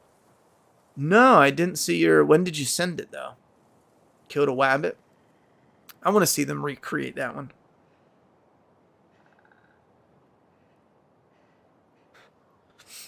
If you just sent it while I'm on stream, then no. Hey, Goal reached. You're the best, Ronnie. Aw, Anonymous. You anonymous bastard. Thank you very much, Anonymous. I appreciate that. We're gonna knock this out. I don't feel like extending the goal. We're gonna knock it out. So I'm gonna go ahead and put in the order for the show, because this goal unit is gonna be. We're gonna get the shelves going, and next is gonna be the. And if you guys want, we'll do a little stream for it. And next is gonna be. I have to make it, so maybe that'll be a video if you want. But I'll do the backdrop. If you guys don't care, I'll just make it, and show you when it's made. But I want to keep you in the loop for some stuff. Maybe I don't know. Maybe I'll throw it on, because I started putting it on Patreon for Flaw vs. Saw. I don't know. I'll show you some pictures. But Since we hit the goal, I'll go ahead when we're done and I'll order the shelf so we can start that. But White Panda asked if, well, I forgot. 10 of that goal would be towards that atomic heart. White Panda, when does that come out? We are streaming right now, AP, unless you're talking to someone else. And didn't you just say goodnight? Why are you saying goodnight and then, asking if we're streaming? What the fuck? Atomic Heart. PS5. Atomic Heart. So that Atomic Heart releases February 21st. I thought it came out on the 26th. So Atomic Heart is 2 days away. Is there anyone interested? Now, here's the thing is, we stream on my Ronnie Hayes channel for the video games. So I'll put up a community post, and if there's a good amount of interest for Atomic Heart, maybe we'll try to figure out how we can get that streamed and see it, we'll figure it out. But let me see if there's interest first, because I know White Panda is interested. I'm curious, but I'm curious to the point where, I'm fine with waiting a little bit, with reviews. If there's not how do I put it? If you guys aren't interested for me to play it right away, I will eventually play it, is my point. But I just won't hurry up and play it. You feel me? So, but I am curious about it. Just wish that the show had more violence. Bro, same. Seems completely more of a drama show rather than horror action drama. Bro, I was thinking, okay, hear me out. I knew they weren't going to do, or at least I didn't think they would do a flamethrower. But how cool, at first when they got to the university, I thought it would tease the next episode. And the next episode would be, they get to the university. They find like these fireflies that used to be there, but they're dead now. And one of them got so friggin' bored and felt like he was losing his mind. He wrote a journal. And he created a flamethrower. He made a little, and later on, they find it. They have like a, what is this shit? Ellie plays, what is this shit? And Joel's like, no. Once he realizes that's a fucking flamethrower, he's reading the journal. Oh, that'd be great. Ellie starts playing with it, and Joel's like, wait, chill, that looks like a weapon. He's reading the journal, and he's like, that looks like a weapon of some type. And then he's like, yada, yada, yada, board. Oh, it's a fucking flamethrower, just as she's like gonna aim it. And he snatches it, and he's like, listen, I trust you with a gun, but I don't even trust myself with a flamethrower. And then he finds fuel. A few minutes go by, they run into trouble. Maybe his gun jams up, or a clicker or something, hits the gun out of his hands. Ellie gets his back by shooting the clicker, but then the clicker turns to him. She jumps down a vent or something and falls to like the first floor. The clicker turns, and then runs after Joel. Joel's looking around, grabs the flamethrower. Maybe like 2-3 clickers at this point are now coming at him, and then he just lets it rip. A really cool action scene. Flamethrower just lights him up. And they go, oh man, that shit. And even still, you get one of the burned zombies keeps coming, right? And Joel maybe grabs like a door that had been broken off, and he puts it right in front of him just as the clicker hits the door and hits him and sends Joel flying back. Glass bursts from the door, and then he got to get up, start running. Another runner or stalker or something jumps down, and he's got to make his way. That shit would be fire, yo. Literally. Instead, we got some CGI monkeys. Whatever. Have a good night, Mega Dr. Dre. Thank you very much for 20 zombies. I appreciate that. Yeah, Joel from Wish. Oh, you replied to a tweet? Oh, I didn't check. I thought you were going to direct message me. I didn't check my... Twitter was dog shit a while ago for, like when I go to the For Me page. What is this? What in the fuck is this? Oh, this is the guy pulls a gun out and he goes to... Is he robbing someone out in the open? Oh shit, this chick just blew him away. That's crazy. This chick legit, she's like holding a pistol. She had that ready. Oh, wow. Oh, yeah, he's done. You know what's crazy, too, is you see someone get shot and you're thinking, like, you know, you as a human being, you're thinking, like, I mean, that's a shame. I don't want to see, you get shot. But in the same strength, you were just holding a gun to someone's face, threatening them. You know, you big old tough guy. I've had someone mad pull the gun on me before. Put it right in my face. I tell you what, man, when you're looking down the end of that barrel, you're thinking, like, if someone claps you right now, good for you, you fucker, because you shouldn't be pulling guns on nobody, you know what I mean? Especially innocent people. So, there's a part of me that's human that is like, listen, I don't want to see anyone hurt. But there's another part of me that decides if you want to play stupid games, you're going to win stupid prizes. If you want to threaten someone and you die, well, I mean, your mother should have raised you better, I guess. Where are your mentions at? Because I'm not seeing any. Alright, so people are saying they think this is Dina. I don't think that looks like Dina at all. So if they're casting, it could be her for sure. But if they're casting, I'd have to look. And I feel like what they would do is pretend that's Dina and then recast her for season 2. I'm hyped for Scream 6, though. I hope that's good. I don't see anything where I can look at my...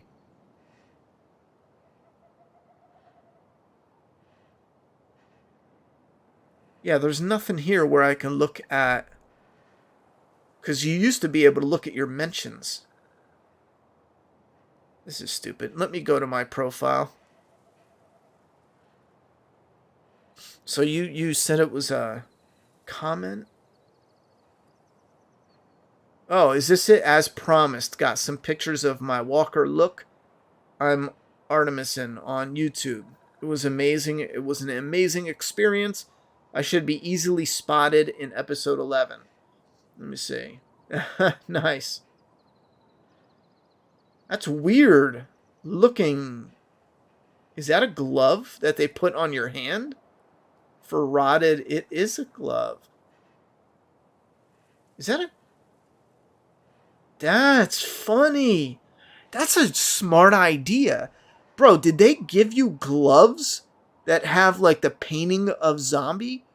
I mean, that's a smart idea for distance, But up close, that looks fucking terrible. So I hope your hands aren't on screen, but that's clever. Look, his hands are either horrible or they gave him gloves to wear with a print of... with a zombie print on it. That's crazy. That's cool you were able to get pictures, though. And this is him for anyone. It looks like a mask. So they didn't put you in a makeup chair and actually lay... It looks like they gave you a mask to put on. Is that what you got? It looks gnarly.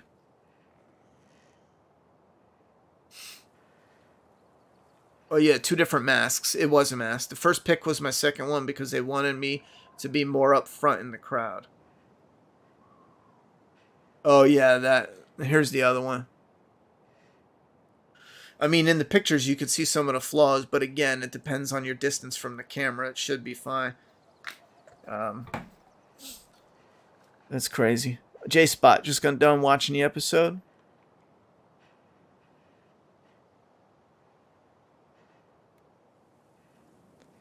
It was 4 days ago, I believe. Okay, I stopped watching Fear the Walking Dead in season 5. I'm definitely going to catch up.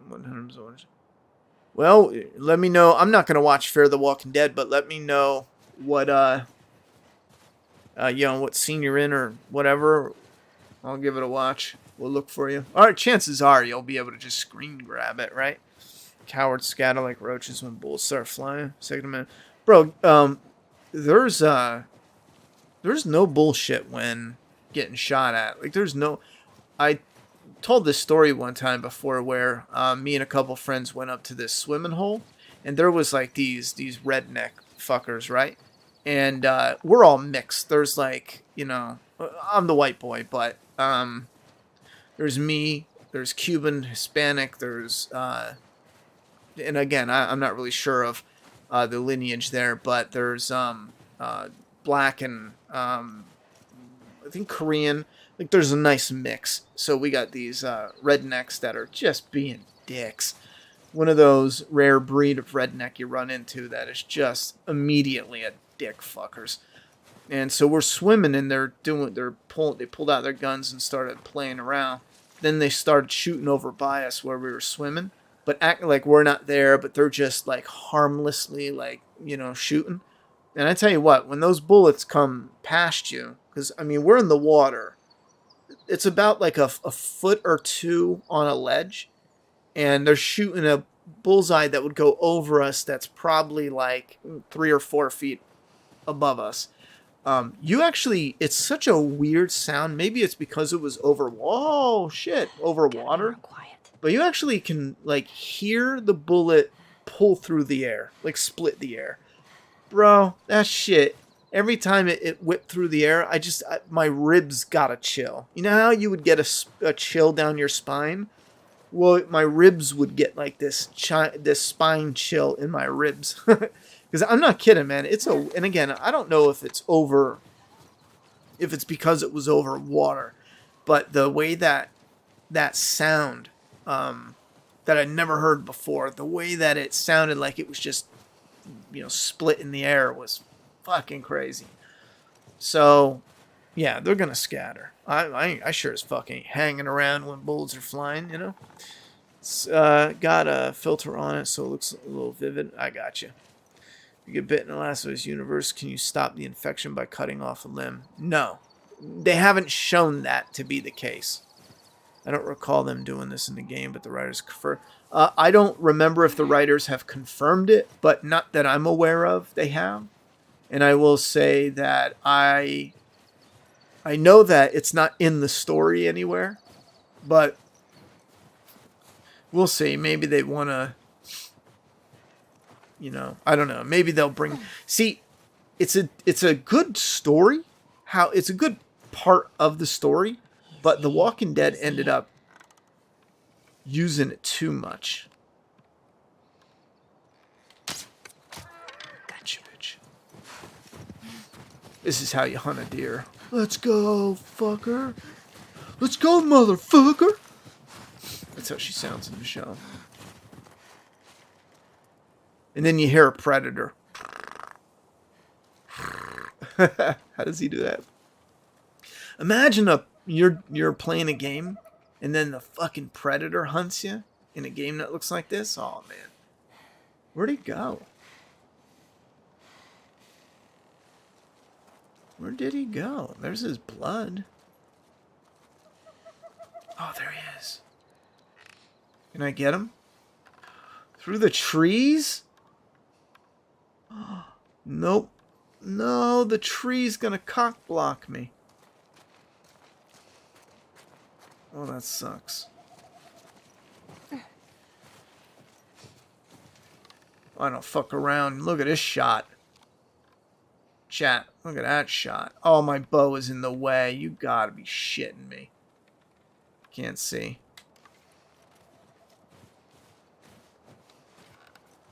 Here we go. Are you fucking for real?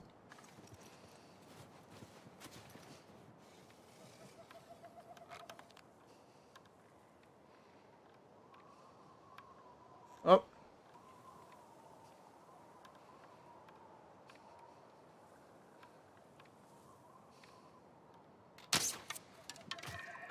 I got it right in the ass. Crap, he's fast.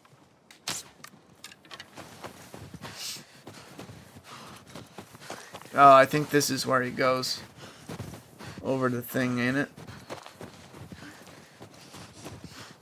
Let's go, Ellie. Get him, Ellie. Get him, Ellie. Get his ass, Ellie. There he goes. Come on, Ellie. Yeah, he's out of here. Let's go, Ellie. Now, this is the part we should be seeing next. Well, no. Oh, shit. We're going to see this in 2 weeks. So that means... Alright, chat. So that means episode 7 is all Ellie and her girlfriend. Episode 8 is the introduction, probably, to David, one of the main villains. I made this argument when they first started filming, that David should be like or could have been one of the cliffhangers for the first season if they were going to do 2 seasons. So it's so odd how David is towards the end. And it's like all of the show. They really fucked it.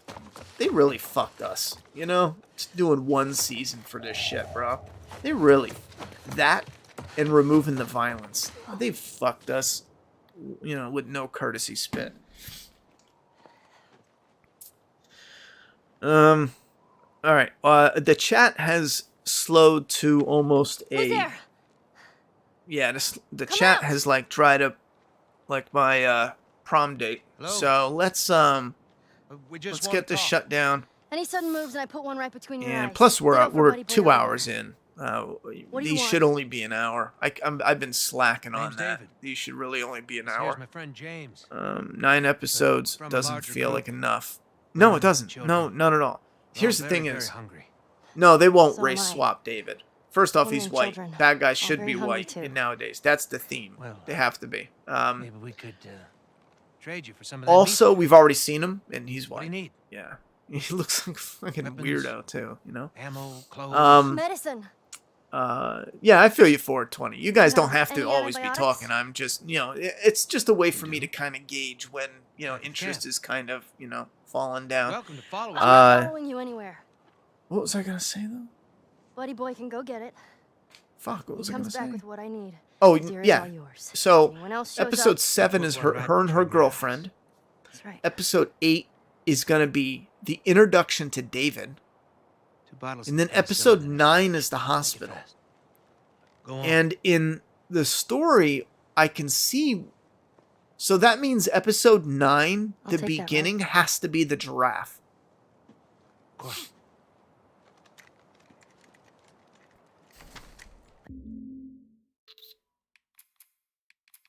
Let me see. Oh, that sucks. I was gonna look and see where,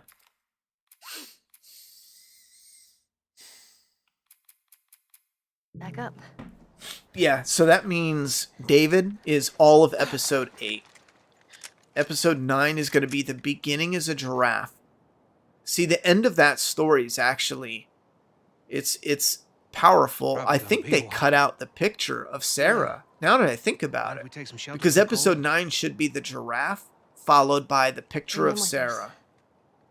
However, that's the second time that Joel sees the picture, and he takes it this time. Why would they take out the picture of Sarah? That's terrible. I think at least 12 episodes for part 1. See, I agree with that. 12 to 15, I You think, really is shouldn't like... be out here all on your own. 13, honestly, is probably like I don't like the company. perfect number, you know? Because we talked about like how that would split down. What's your name? I understand Why? you want to make the finale punchy understand it's not because a easy. lot of the end of The Last of couple Us of strangers. is it's gameplay, you know? Whoever's heard, you And clearly a lot care of the about them. character stuff Sure, is it's gonna when be you're just fine. looting and it's gameplay and Ellie's still talking to you in between. It's really organic and it's fucking awesome. The show could have been epic. It's just meh. Yeah, I have to say it's heading to a big fat a big fat okay. The first game could have easily been 2 seasons. You had Oh, I another gun? agree. It not only could have been, should have been is my argument. Really like my rifle back now. No, you have your pistol. Look You know how to at use her it. goggles. They're silly. I've had The some goggles do nothing. matter what, we have to keep them out. Yeah, you got it. I'm gonna die here. I always die once here. Cover the windows. Okay. Cover them with what? They won't let me grab this shit.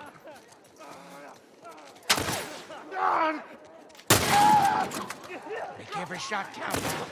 Done this before. Way to go, kid. To your left. Holy fuck, bitch. How many shots? 3, right? You weren't kidding. You're a better shot with that thing than I am. Give me a hand with this.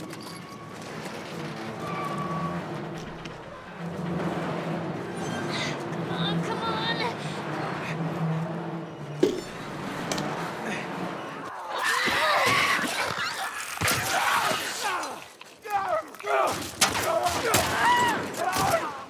Let them come in through the windows. More infected on this side.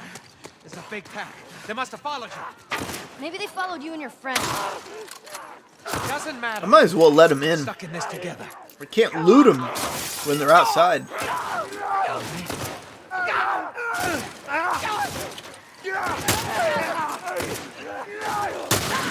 going, kid.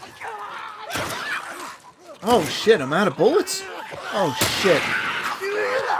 Kid. Damn. Give me some bullets, bro.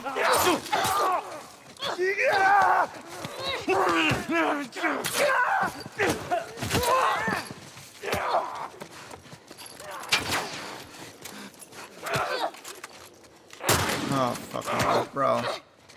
No. Oh, no. I'm done. I forgot. Do I have a bow and arrow? I think I do. I forget. I fucked that up. Yeah, I do. Son of a bitch. And I have a pistol. Oh, Lord. I'll do There's a whole better. lot of them coming at us. I'll do Yeah, better, I see Mama. 'em. I promise. Don't hate me. Kid. Oh, there's nothing. Come on, get in here. Get up, kid. Come on, get in here.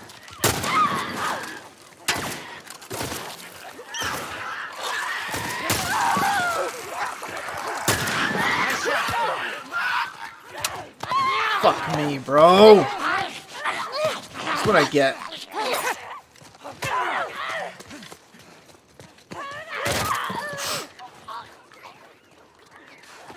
This is all I wanted to do. Get bullets. Oh, God. Oh, I got bitch slapped. Go. Oh, man. Alright, I guess I can't let him come in. I want to let him come in and shoot him. CGI is going to be crap for the giraffe. Bro, it better not be. It better not be. Oh, man. First game could have easily been 2. Yeah, it better not be. There's no way. No way. They need to really focus There's a on whole lot that. of them coming at us. Yeah, I see him. I'm surprised there's no health here. That's crazy.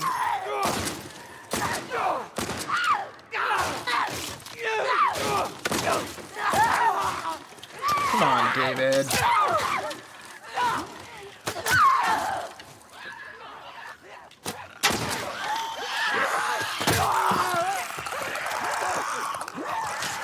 Oh, there's no way.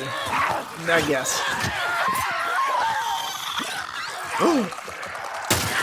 Gotcha, David. Oh, shit. Yeah, I fucked that up. So what? Gotcha, bitch. Give me some of these arrows, bro.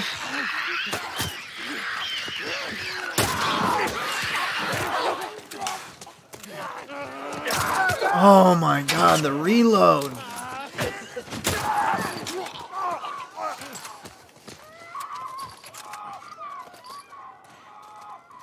I am playing this too rushed though. I gotta chill out. Screw it. We're getting out of this room.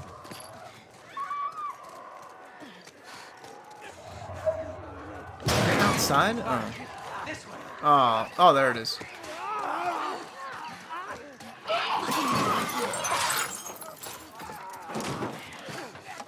Come on.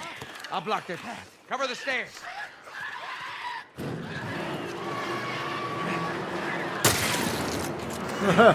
That got close. I forgot if they could come in or not. Follow me through here. Okay.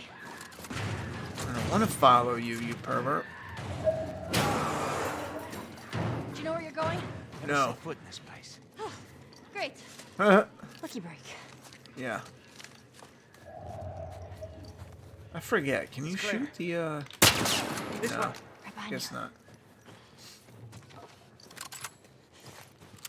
Man, I love that they remade this game though.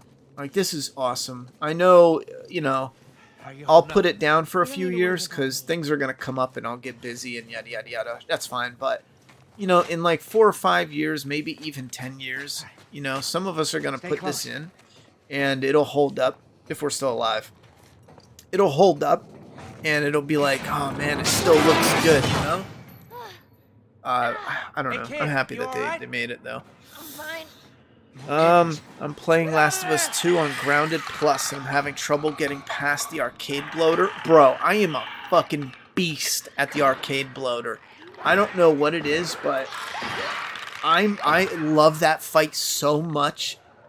I think it's made me a monster at the arcade bloater. On your difficulty though, you're gonna struggle. Yeah, you know, definitely. But I am a monster at that part of the game. But again, I think it's because for whatever reason, no, I know the reason. The way the bloater crashes through the arcade and charges at you and stuff, it's kind of like a raging bull. I fucking love it. That's one of those that I love. I really, my favorite is the one with you and Joel, because it's you and Joel. But the arcade bloater is probably my absolute runner-up because of the fact that he runs and bursts through all the arcades, and it is so cool. Oh, I'm making noise.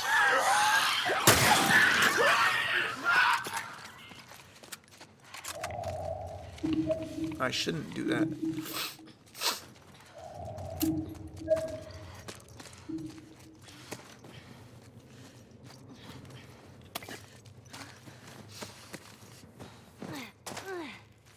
Let's go, fucker. Let's go, motherfucker. You'll pay, motherfucker. That's such a cringy line. The line is kind of cringy, but it's the delivery too. And that's something else they did with Ellie. Ellie almost always comes off There you are. as a reasonable a reasonable prick, you know, in the game. Like, you, a lot of times when she's an ass, like, you get it. We need to get up there. I can't think of a time where I legit thought, like, what a fucking dick. But in the show, there's a number of times where I'm like, okay, shut the fuck up, Ellie. You're a little bitch, man. You know? Like tonight, where she's giving Maria shit. And I'm just thinking, like, you're a total stranger. They want to make sure you're not infected. You know, they ain't doing anything bad. She's you know, gonna kill us, huh? It's like, shut up. The monkey actors were great. Oh, I fucking love them. They're actually children. Did you know that? True story. They wore hair costumes and they made their own noises and all that. But unfortunately, they used CGI to cover them up, which, that's sad. Rest in peace, monkeys. Real monkeys. Oh, fuck. Can I heal? Think they'll notice? What up, bitch? What up, bitch? Oh, yeah. I'm kicking ass. That's what's going on. Ooh. Firefly. Firefly. That's a good name, though, for enemies. I wonder if I should change the name of the one group in Doomsday Kingdom. I think it's because I named them long ago. the name is kind of lame. They're not like as big as fireflies, you know, but pop right in the face.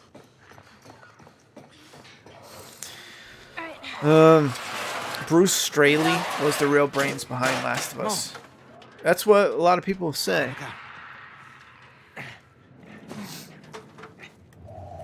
In 20 years, I would love to see what kind of teed comes out about it, because you know it will. Once, you know, people's careers shift enough where they can talk about it. The Walking Dead as well. You're going to hear some shit. In 20 years, you're going to hear some shit when it comes to The Walking Dead. Like, you're hearing some now, but you're going to hear some shit. And it'll be, mark my words, it'll be the crew, amazing. The other actors, amazing. Now, people are going to have little squabbles between certain people, sure. But in large part, the crew, Nicotero, some of the directors, like a lot of these people are going to feel like family, you know? There's going to be the occasional piece of shit, scandal, blah, blah, blah. However, AMC in the studio and their suggestions and ideas is going to be like, you've got to be kidding me. We hold our ground. Is there any other choice? We die. We die. Get ready. I'm ready, bitch. Are you ready? Let me run over here. Oh, shit. What's that?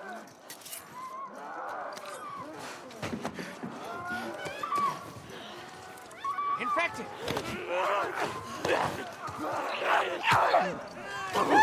Oh, I was just about to pull the trigger.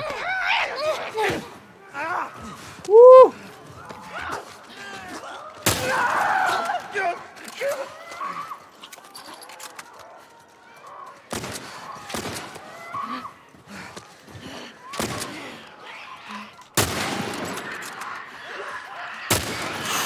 Oh, that wasn't an all-the-way headshot, was it? Yeah, it was.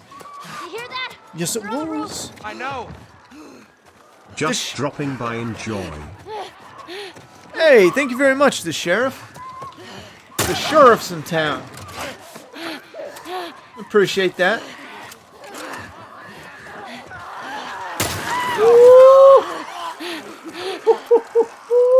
Ooh, I got a pistol. Pistol. Oh, that rate of fire, bitch. Oh, shit. Oh, no, I'm fucked. No, I'm not. You know why? Because I'm about to brick this bitch. Ooh. In the eyeball. Oh, shit. Oh, shit. Right in the face. That is fucking epic. Wait, hold up. Hold on. You know what I should do? Isn't there an option? Hold on. You ready for this shit? Chat, I'm about to blow. I'm about to give you the biggest, even if you're a female, the biggest Woody ever. Check this out. Gore default. Wait a minute. Oh, reduce no.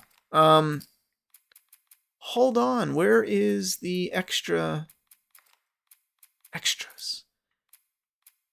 Gameplay modifier. Slow-mo. Bullet speed. Yes. Ready for this shit? Woo! Yo, you didn't get your gore galore Just stay focused. We'll merge. from the show? Peep this, chat. I'm about to give you all the gore galore you need. Here come more. How many of these things are there? I have no idea. Brad.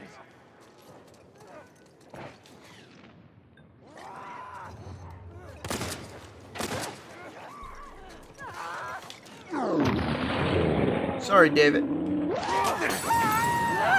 Oh, I think someone blew it up already. A ghost killed me. Did you guys see that? That's fucked up, bro. Have you seen the show Animal Kingdom? Parts of it. I just binged it recently. Loved it so much. I watched the first episode, I think, a little bit ago. Dude, he's Not even credited for the show in the opening. Oh, that's a load of shit. I do agree. That is an absolute load of shit. Let me add the goal here. 115 here. Yeah, if anyone's interested to throw down on Atomic Heart, or if you're just interested to watch at all, just friggin' say something. Let me know. Did you ever check out Mines? I did. I couldn't stick with it. It's not terrible. I don't know. It was missing some magic.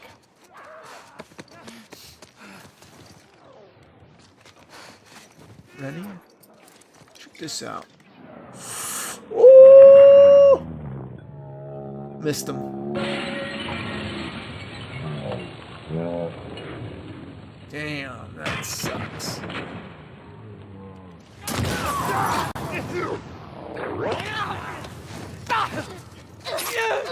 Oh man, I tried to save him.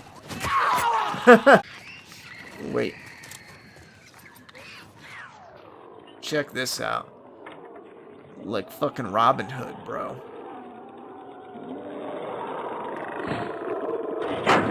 Ooh, that was slick. Ooh, I'm in trouble. Oh, that was sick, bro.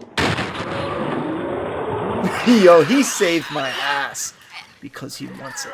But still, that was sick.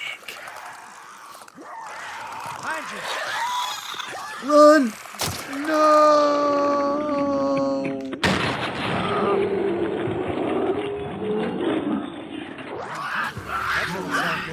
It's a bloater! It's a fucking bloater. One of those big fucking guys. Oh, I heard if you shoot him when he falls, you can kill him with one shot. I don't know how true it is. Watch this. Oh, check this out. Where'd he go? Oh no.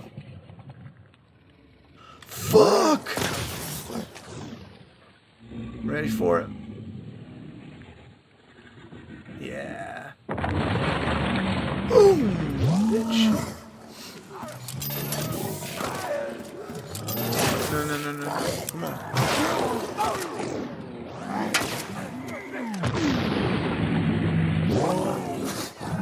Oh, no.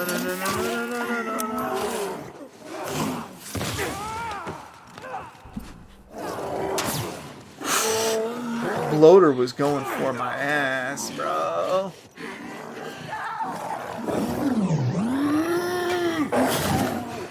I don't have any bullets. Anything here? No, that sucks. Oh, I got a bottle. Can I kill a bloater with a bottle? I'll try. I'm gonna stab him. Watch this. Ooh, that was close. Stab him again.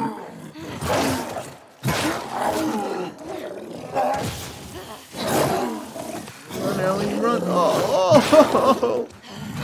Oh, I knew it was coming. Oh, he punched the shit out of me, bro. Have you ever looked into what Neil Cuckman wanted to do originally? Yes. Spoiler alert, basically Last of Us Part 2. Go figure. Yeah.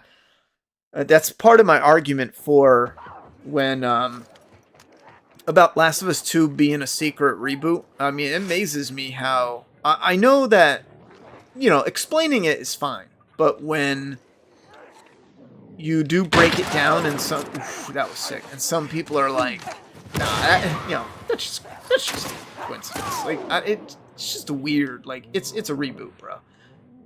It is a reboot.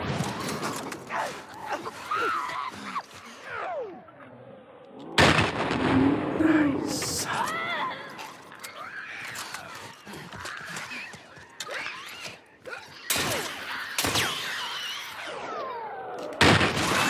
That's sick. I don't have time to watch her bleed though.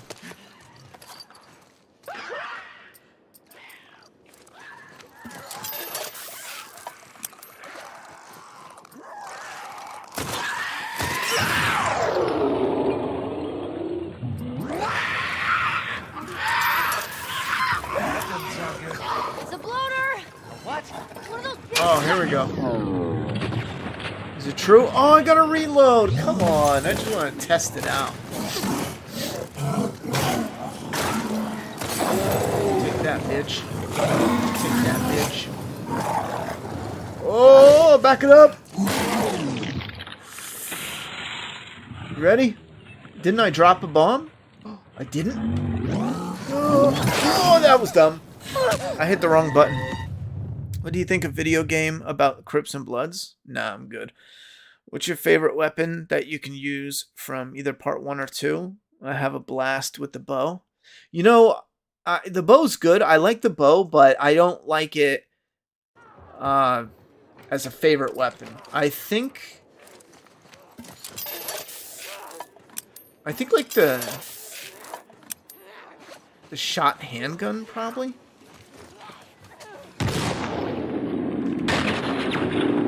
Probably shot handgun. Shotty handgun.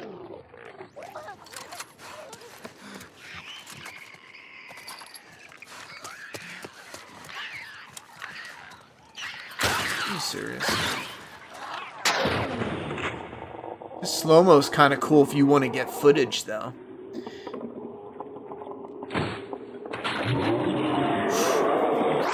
Death.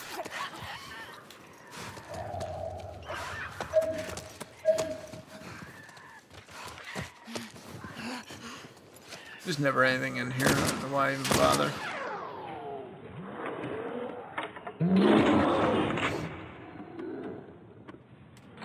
Ooh! Oh, that sucks.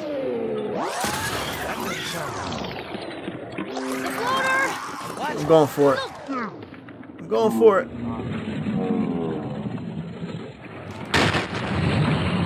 Aww.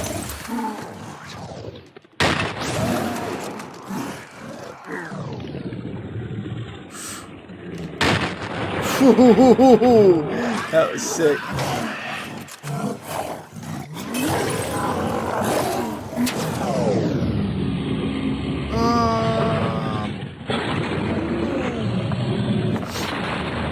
Oh, that's nasty. Pull him up again.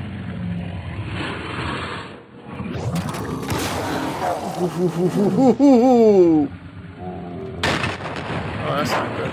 Oh, that's not good at all. Oh, are you shitting me? Yo, David, come on. Oh, man. Fuck that. Alright, I'm done, though. Wait, maybe I can shoot the bloater's leg this time. What do you think of video game? Have you ever looked into... Okay, like, start off with David, like... I like how they start you off with David. Like how previously you'd fight people clickers with a companion. Nice way to get people's guard down. Yeah, that is. Consider watching it again. Season 5 of the last season. Actor for Ed Reyes has definitely improved. I mean, I might eventually check it out. Yeah. They crossed the choke out off the list. I'm still waiting for Brick Bottle. You would imagine the Brick or Bottle should have already been there. You know, for like a little Easter egg. Like, come on. Throw a brick to distract a clicker. Especially in the museum right away. Like, what are we doing? What are we doing, bro? Oh, shit.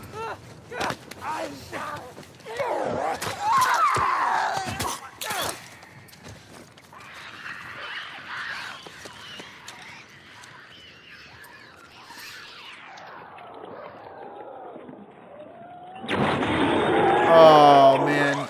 Did you die? Oh. Right in the cocksucker.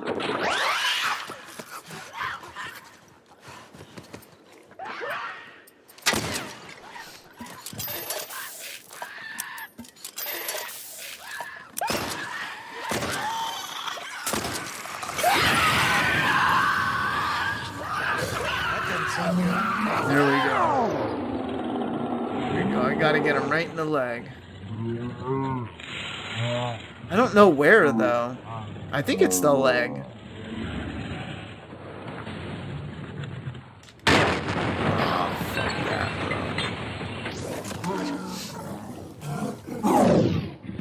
Oh. Oh, he looks cool though. Why did the blood come out of his belly? I shot him in the face. Like that. Yo, that looks cool though. When he rips off a piece of himself.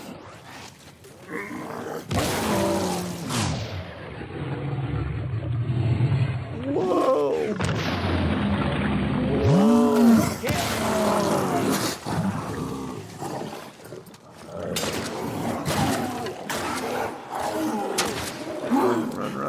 Run.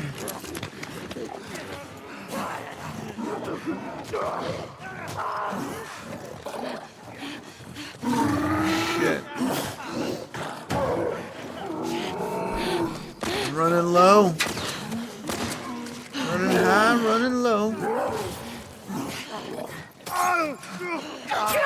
Give me some bullets. Thank you. Thank you, bitch. I gotta reload. Thank you, mother bitch. Oh! I think the bullet killed him, but it was cool. I still stabbed him as he was dying. Because I'm a badass. Hey, kid. Yeah, I'm Smelly You know, I Ellie think the we did it. badass. like we killed all of them? Oh, don't sound so disappointed. More like disbelief. Smelly Ellie the sad ass. I'll check the bridge. Watch them tone down the machete to the face. Oh, they're gonna. It's gonna be off screen. You're gonna focus now. The machete with David though this is the one where focusing on her, you know, and everything that's going on.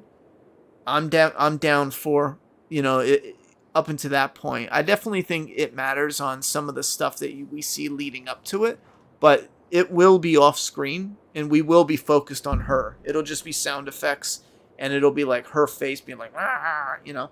They'll probably do a 1-for-1 of the game. Funny enough, you know, that bottle throw instantly followed by a knife to the face was fire. Hell yeah, that shit was awesome. I think his ego was hurt after constantly hearing his ideas get rejected, and when finally got down to what he wanted, mostly rejected again. Does anyone have any like definitive, like this is Bruce Straley, like evident, like, you know, behind the scenes and lines, a quote? Maybe I should look that up, but I think that would be helpful. Like, you know, hear it like definitively. It's messed up seeing them kind of forget about him though. That's messed up. Not getting credit is fucked up. You know, as someone who's even a tiny, you know, creator, I've only published, you know, a comic book or 6 comic books. That's fucked, man. I don't know. I would have to hear a reason why he didn't get credit. You know what I mean? But like man to man, if you're in the industry and you don't look at Neil Druckmann as like a weasel little bitch, again, unless there's a reason where it's like it was out of Neil's control. Neil has nothing to do with it. That's all Naughty Dog, yada, yada, yada. But he's the president, isn't he? Obviously, it's Naughty Dog's not going to give him credit because with credit comes royalties. So if he gets credited on the show that he helped write, then he would get money. So it's a greed thing. So like, you know, you could play pretty all you want, but at the end of the day, it's like, you know, Cuckman and Naughty Dog, anybody behind unless he really didn't do shit and they come out and say that. But we'll see. I think that's fucked though. Cause listen, we are always hearing stories about how people are screwed at, like the guy who created Batman, which is Batman is just a ripoff of the Shadow, if you didn't know that anyway. But still, the guy who created Batman got ripped off. The guy who created, was it Spider-Man? Superman, Batman, like there's people behind these creations that got screwed. Was it Bob Kane? Or I think it was Bob Kane, right? He got screwed. There's others that got screwed. We see a lot of people modern day talk about like, you know, fair wages for fair work. So Bruce Straley should get fair wages for fair work, right? He's part of why The Last of Us is what it is. If he's not, then say so. But calling it outside of Left Behind will only get one more infected encounter based. Oh, that's what I said. Absolutely, I agree with that. Based on, I even said we're only going to get one more bloater scene, And I'm speculating it would be crazy, if it was 2 bloaters like in the game. But I'm having my doubts. After seeing what little they did, I have my doubts.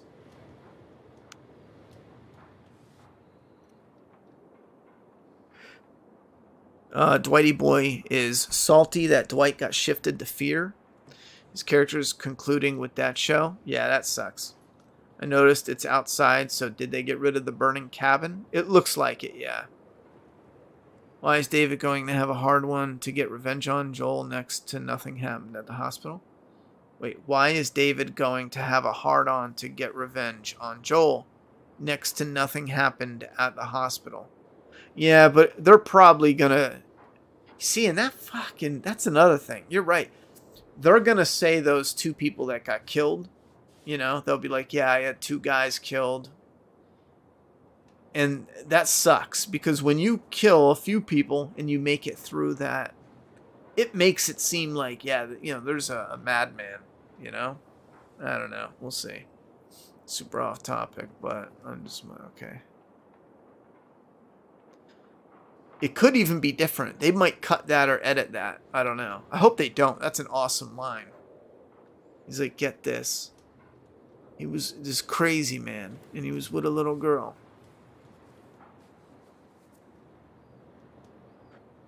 I mean, that's a good-ass line.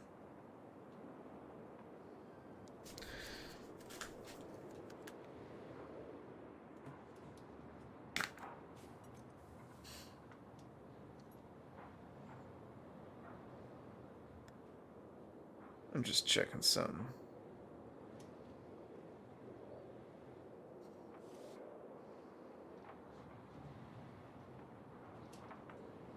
I'm gonna measure it. I'm gonna measure it tomorrow. I'll do it tomorrow, but because I was gonna get the. Man, this week is gonna be tough. I got a tough one. This week and next week is gonna be tough to get the editing that I want to get done. So we'll see. Oh, I think in case of Batman, it was Bill Finger. That might be it. I think that's the name that was not given credit. Bob Kane took the credit. Yeah, I think that's what I had mixed up. Bill Finger, even though Finger was responsible for many iconic elements of the Batman mythos. Yeah, because I think Bill Finger was responsible for like what we now know as the Batman, And that's one part of why I make sure to, like with my comic and other things that I'm putting together, there's other input that goes into projects, and that's fine. And I try not to be like an egotistical bitch about it. But, if I'm ever lucky enough to have a discussion about what was it like creating that character in that world and blah, blah, blah. That's why I tell people straight up, like, I'm good. Don't want ideas. Don't want suggestions. Like, it's this and what we're putting out and yada, yada, yada. And that's why even early on, I had a lot of the characters. I probably annoyed the artist because I knew what the characters looked like. I had what their outfits were going to look like. But I think it's good when you're with an artist to give them the freedom to, all right, here's a character, So it's part annoying when you're the writer and you have everyone's, outfit and look and yada, yada already picked out. But it's also good to have a little bit, not have a little bit, but I think it's great when you team up with an artist to give him some freedom in certain aspects to, surprise you and see what he can put together. Because even if he does a sketch and maybe that's just not what you're looking for, you can ask him to tweak some stuff, it shouldn't be a problem. But when it comes to anything like I'm working on, specifically just me, I make damn sure that it is 100% all my shit. Like, I'm not, getting in with anybody else. There's no other bullshit behind the scenes. Bill Finger was the one who was screwed with Batman. I think adding some of that violence would definitely not only ramp up how like riveting and exciting the show feels, but when you look at it, it would actually incorporate scenes that aren't in there now. especially if it was just a few minor moments, but those moments would add up, you know?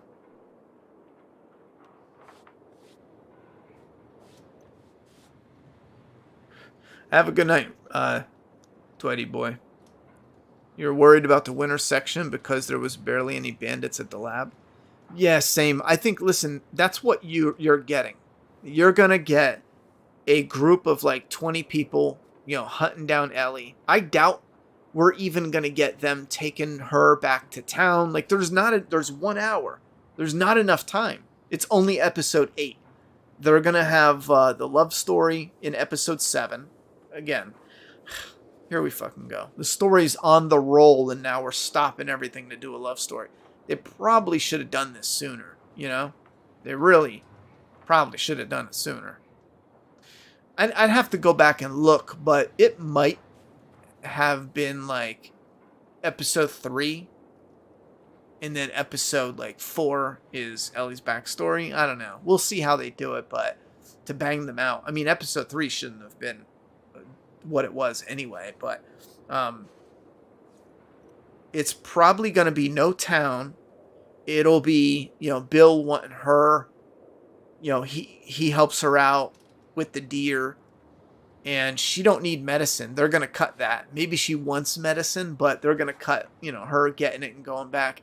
Because, again, they have to trim it to where she runs into him, and it's just him and maybe Troy Baker. And then, they get separated, but David wants her after meeting her for a few minutes. David wants to snatch her up, but she gets away. And then David calls all his people over, and he's like, this is where she went. Let's hunt her down, blah, blah, blah. And then they go hunting her down. She goes, runs into Joel, like, yo, they're coming for me, blah, blah, blah. And then they get separated somehow. And just to give it like a loose example. And then Joel fights a few people. Ellie runs in and gets captured by David. He does his pervert shit, And then she hacks him up. Joel finds her, roll credits. Roll credits.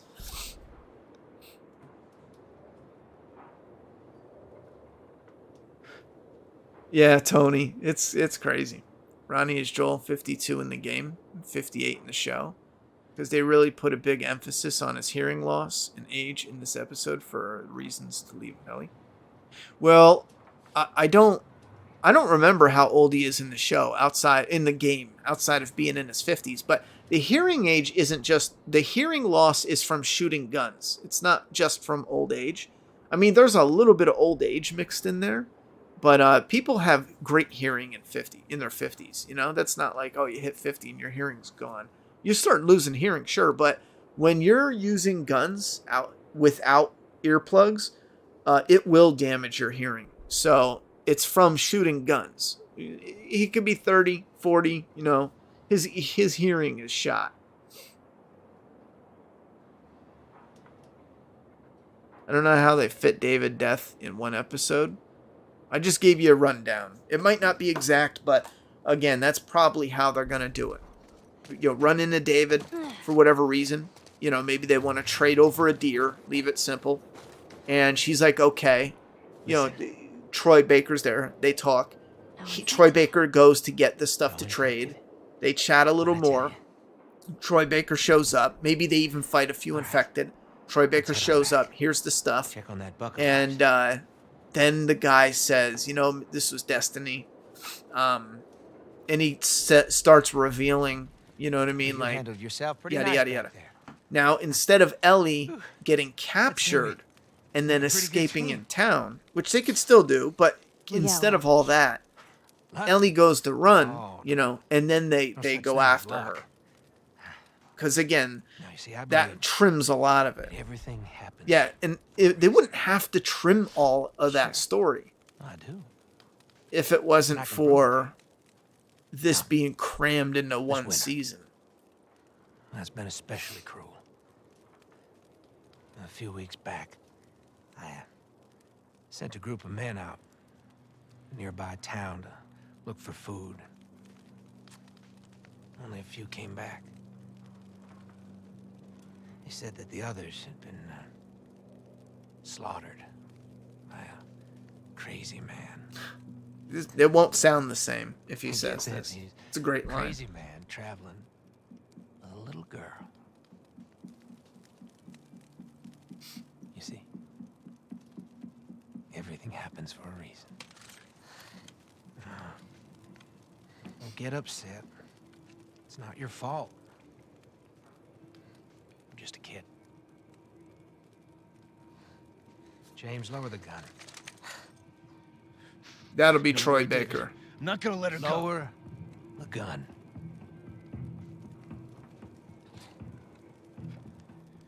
But like I said, instead of her going back to Joel and then getting caught, and then she's in town and you play as Joel, they're just gonna cut all that out. How you feel about adding Tina this early? Well, I don't have any feeling towards it. I think it makes sense. You would want to intertwine the story, but it's almost as pointless as her not being in it. Like, it's just some character in the background, right? I mean, What are you waiting for? Shoot her! But maybe at the end we'll see that character come up to Ellie and say hi. That might help to kind of bridge the gap. However, it's neat that they're intertwining it, but I think there's so little there. The only people that will get anything from it are YouTubers that are going to make clickbait videos like, Tina, things you missed, big arrow, big circle. In all reality, it's a neat thing to be in a list of stuff that you might have missed, but it's like empty calories. There's nothing there. This is cool. Over here! They touched this up nice. Ooh, he got blasted by his own people, bro. I'm getting away, yeah. Woo. Oh, shit. Ooh. Yeah, they don't need any of this. Alright, if only they had The Walking Dead violence and gore, skip that one episode, then the show would be perfect. It would be on the road to it, for sure. Whoa, what the fuck? Run, Ellie, run, bitch. I'm gonna get in.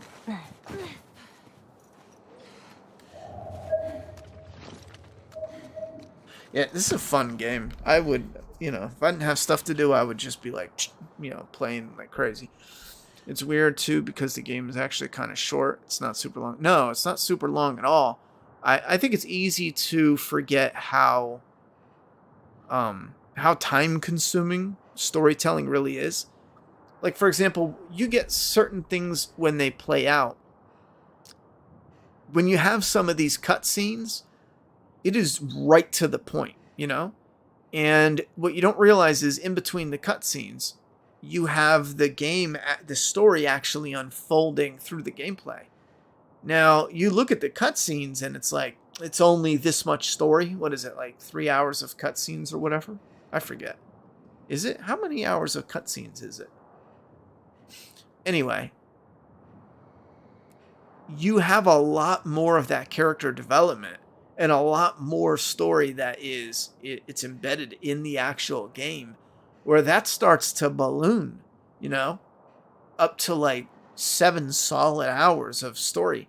And with the show, you're going to be showing things, obviously, that are totally skipped in the game, or things that in the game, because of the gameplay and how it's structured, it's known and showed to you as a gamer, where in the show it would eat up more screen time than how it is presented in the game.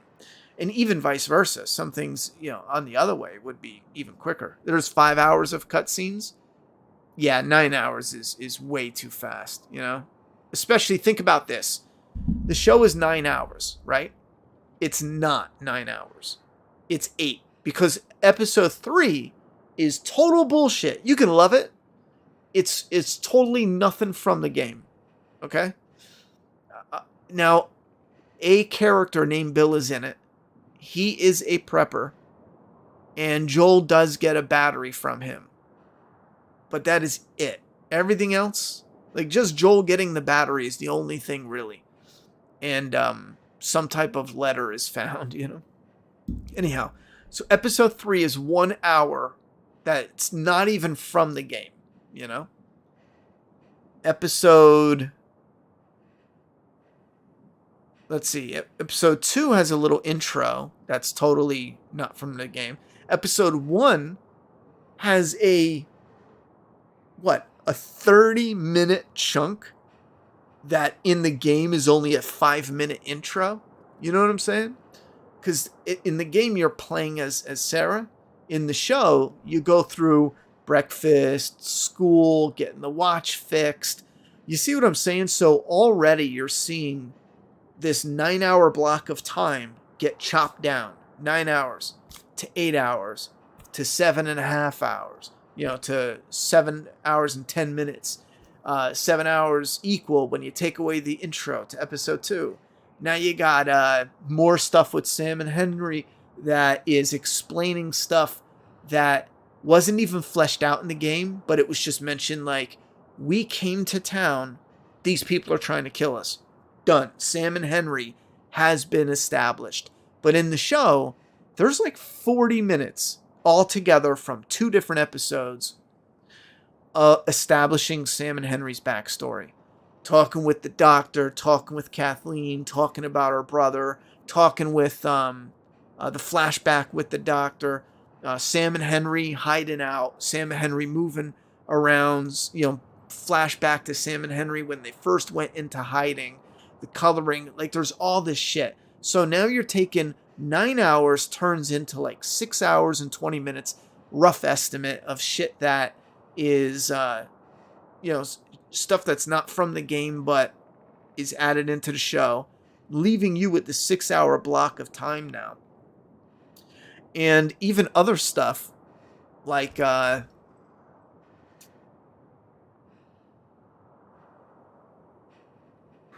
that was episode 4 and 5 with Sam and Henry and them. So yeah, let's say a 6.5 hour block of time. That's truly for what we know of.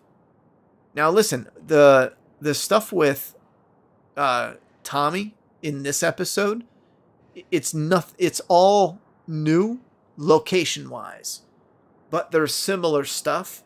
But man, they really go beat by beat. And keep in mind, in the game, it's very streamlined.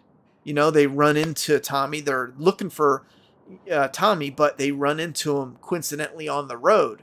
Oh shit, that's my brother. Joel, what are you doing out here? Blah, blah, blah. Listen, I'm with this girl. Here's what's going on. They get right to it. Here's what's going on.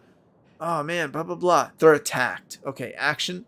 And then Tommy's like, no, I gotta take her. Ellie runs away. It's one thing after the next. I mean, it's very streamlined. So you can kind of see then how it's like fleshed out and trimmed.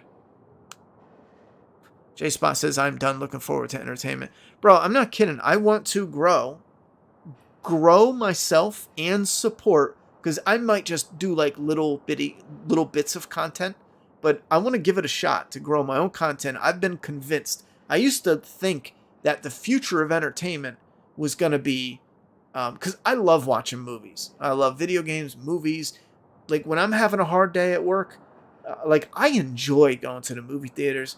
I enjoy sitting down with a friend or even by myself, family, you know what I mean? And just, being entertained with a movie in my free time. I friggin' love it, I used to always think about the movies we got in the 80s and 90s. Think about like 1990 when we had, Predator 2, Teenage Mutant Ninja Turtles, RoboCop. I mean, think even about the early 90s, late 80s when we had a lot of these movies coming out like E.T. and Jaws, Back to the Future, The Thing, Halloween, all the Friday the 13th, like Die Hard. I mean, you name it. Bang, bang, Jurassic Park, Congo. One thing after the next, just bang, bang, bang, bang, bang. And I used to think, imagine what we're getting, but once, Puppeteers has developed where you can have like full animatronic dinosaurs, and it can run on these little grids where you can control it, and it's so realistic and smooth. And then they got computer graphics that can touch things up. Between the idea of what entertainment should be nowadays. When I was a kid, I used to think like it's going to be incredible. I mean, like, when are you going to work? There's going to be so many good movies and video games. When are you going to actually get any fucking work done? It's amazing to me how you struggle every year to pick out, more than 10 amazing video games. And I think some of them are just amazing by comparison. And you struggle to pick out 10, 20, 30 just amazing movies. Hundreds of movies come out every year. But you could pick some, but they all got huge problems in them. Anyway, so I'm convinced we need to lean into entertainment. Because we have no say giving mainstream Hollywood money. We have no say. They're so big because they have umbrellaed everything. Which means like Disney buys up 30,000, properties. They're so big because no matter what fails, something else is making money. And as long as they keep making new, Star Wars sucked, make a new one. Willow sucked, make a new one. This sucked, make a new one. This sucked, make a new one. As long as they're making new ones, we keep going back and giving them money, giving them time. I mean, they're never going to stop because they're so big and they're so umbrellaed that they can keep fucking up and then coming out with new shit, and it's fine. Now, here's the thing is, I'm cool with leaning towards indies. Making some myself, other people making some, and really give in and support that. Then, we can start seeing even more power, because as we're investing out of mainstream Hollywood and into the indies, we're also giving them, more finances and more power, because as we feed into them, they start growing. It's like different trees, different plants. Early on, they might not have a lot of power, but with each successful project that we back, doesn't mean you give money to every indie, but it just means that the ones that work, like Terrifier started out as an indie. I don't know where it's headed, but let's say it stays as an indie, you start feeding into that. It might be big enough to where now Terrifier can bring on, another totally new IP and another new IP, and then you have these branches of indies that can start giving the mainstream Hollywood a real run for their money, as long as they're big enough and they get funded well enough. You have enough creative talent behind them. Doomsday Kingdom. Doomsday Kingdom. Doomsday Crypt. Absolutely.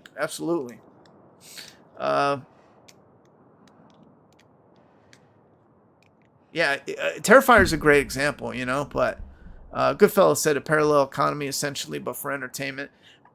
Absolutely. And the reason why it needs to be parallel, though, is because of the size and the way they're umbrellaed with the mainstream one. We really have no control. I mean, we can sit here and start saying, all right, let's all of us pull our money out of Disney Plus, blah, blah, blah. But it's so big and it's so intertwined, it'll get money with something else. You know what I'm saying? So the only way to do it is to feed into another entity, build them up to now get, again, it's not just about them creating content. It's a two-part system. Create content, build power. And by building power, though, is like in the olden days, you had to, obviously you needed the studio to make it, but you needed networking and you needed distribution to distribute it into movie theaters. Very true nowadays, but nowadays you can do distribution in different ways. And you don't have to sacrifice yours, to create something. Terrifier 2 only had a $250,000 budget.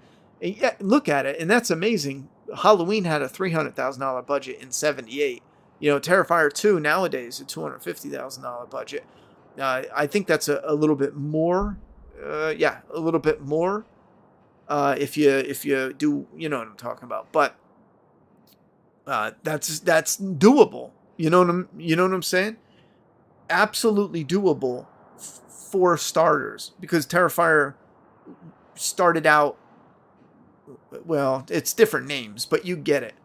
Tiny budget, a little bit bigger, a little bit bigger. And then it grows into something where we can have the power. Six sucked. Sorry, I'm calling it. Six what? Oh, the episode. Sorry, my bad.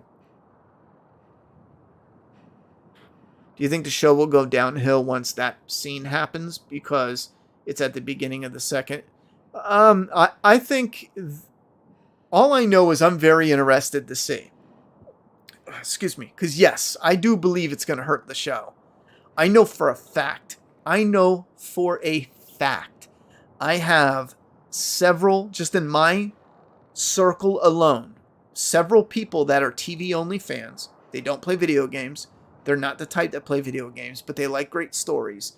They know of the game. They've seen me play it. Like my mother, for example, has seen me and Juliet played the game. A couple friends and family that don't know of the game or saw us play the game or saw somebody they know, like their son or cousin or yada, yada, yada. And I know there's several that the moment that happens, that character is gone. He's the foundation for them. They're really into it, but they're really connected to that character. I know for a fact when they are gone, by the way they talk, because I haven't spoiled it for them, they're out. I know they might linger for an episode or two, but I'm betting it now. They are gone. So I'm curious to see. I think 30% drop sounds about right.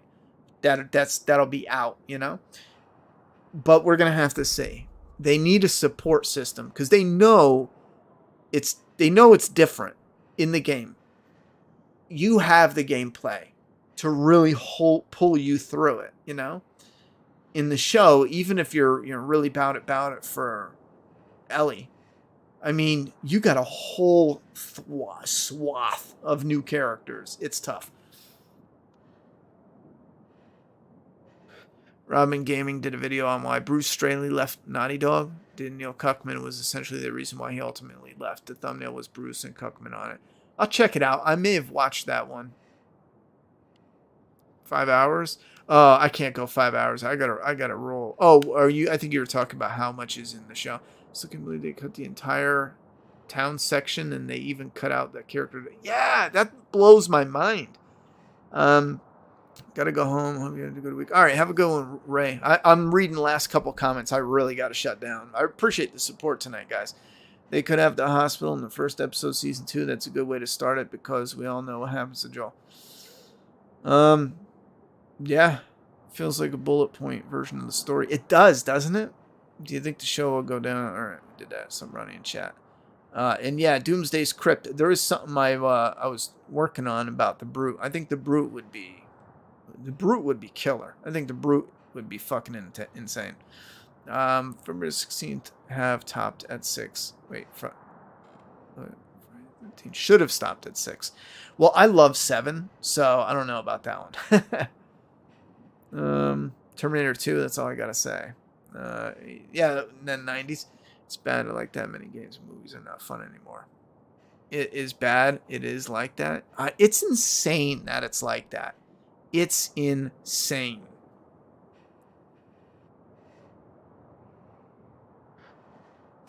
Yeah, it's not just bad it's like that. It's fucking insane that it's like that. There's no way it should be like that.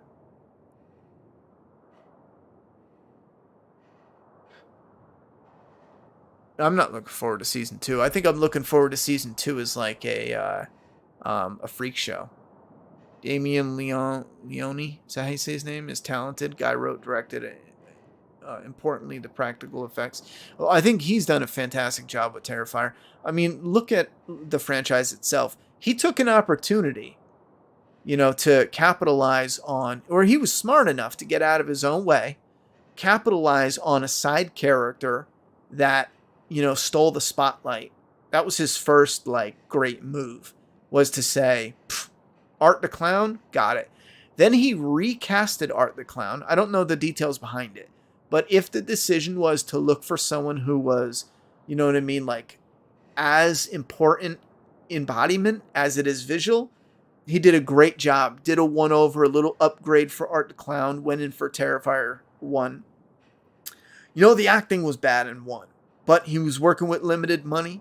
And he made it what it is. He kept the practical gore in there. Which, you know, even though the acting sucked, it was simple, to the point. He didn't bullshit. And he gave, every time Art is on screen, you're there for it, you know? And then what did he do? With part 2, he came bigger, better, louder, you know, cleaner. And everything with Terrifier has like real good quality to make up for some of the stuff where they're lacking. I mean, he's done a good job with it. I don't know a lot of the behind the scenes, but he's done a good job with it.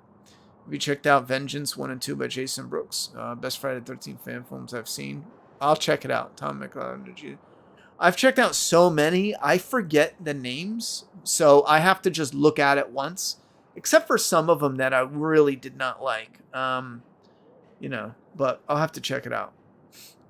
Yeah, they cut a lot. We could do something special with the brew, you know. I agree with that. I'll talk to you in off chat, because I got too much to say. You feel that Joel in the show is too soft? Yeah. 10 hours of Abby. All right. But I do have to go, though. I've been, I got to take a leak. I've been holding that in like crazy. I'm going to go before my bladder explodes. I appreciate the support a lot tonight. I'm going to order the background, and maybe I'll do a small video and upload it on the Ronnie Hayes channel, my personal one, and kind of show off putting it together and where it's going to go, and the next step to turn this backdrop. Because I think the next thing we'll do a goal for is the actual backdrop that's going to be just material, because it has to cover up the wall, so that way when we do the broken part of the post-apocalyptic, it won't just be like a plain wall behind you. It'll be a curtain with a picture on it, something like, you know, Woods photography stuff. But anyhow, yeah, send me the link. I'm gonna get going. I appreciate the support a lot, guys, and I'll see you definitely next Sunday for a love story, Last of Us Part 2.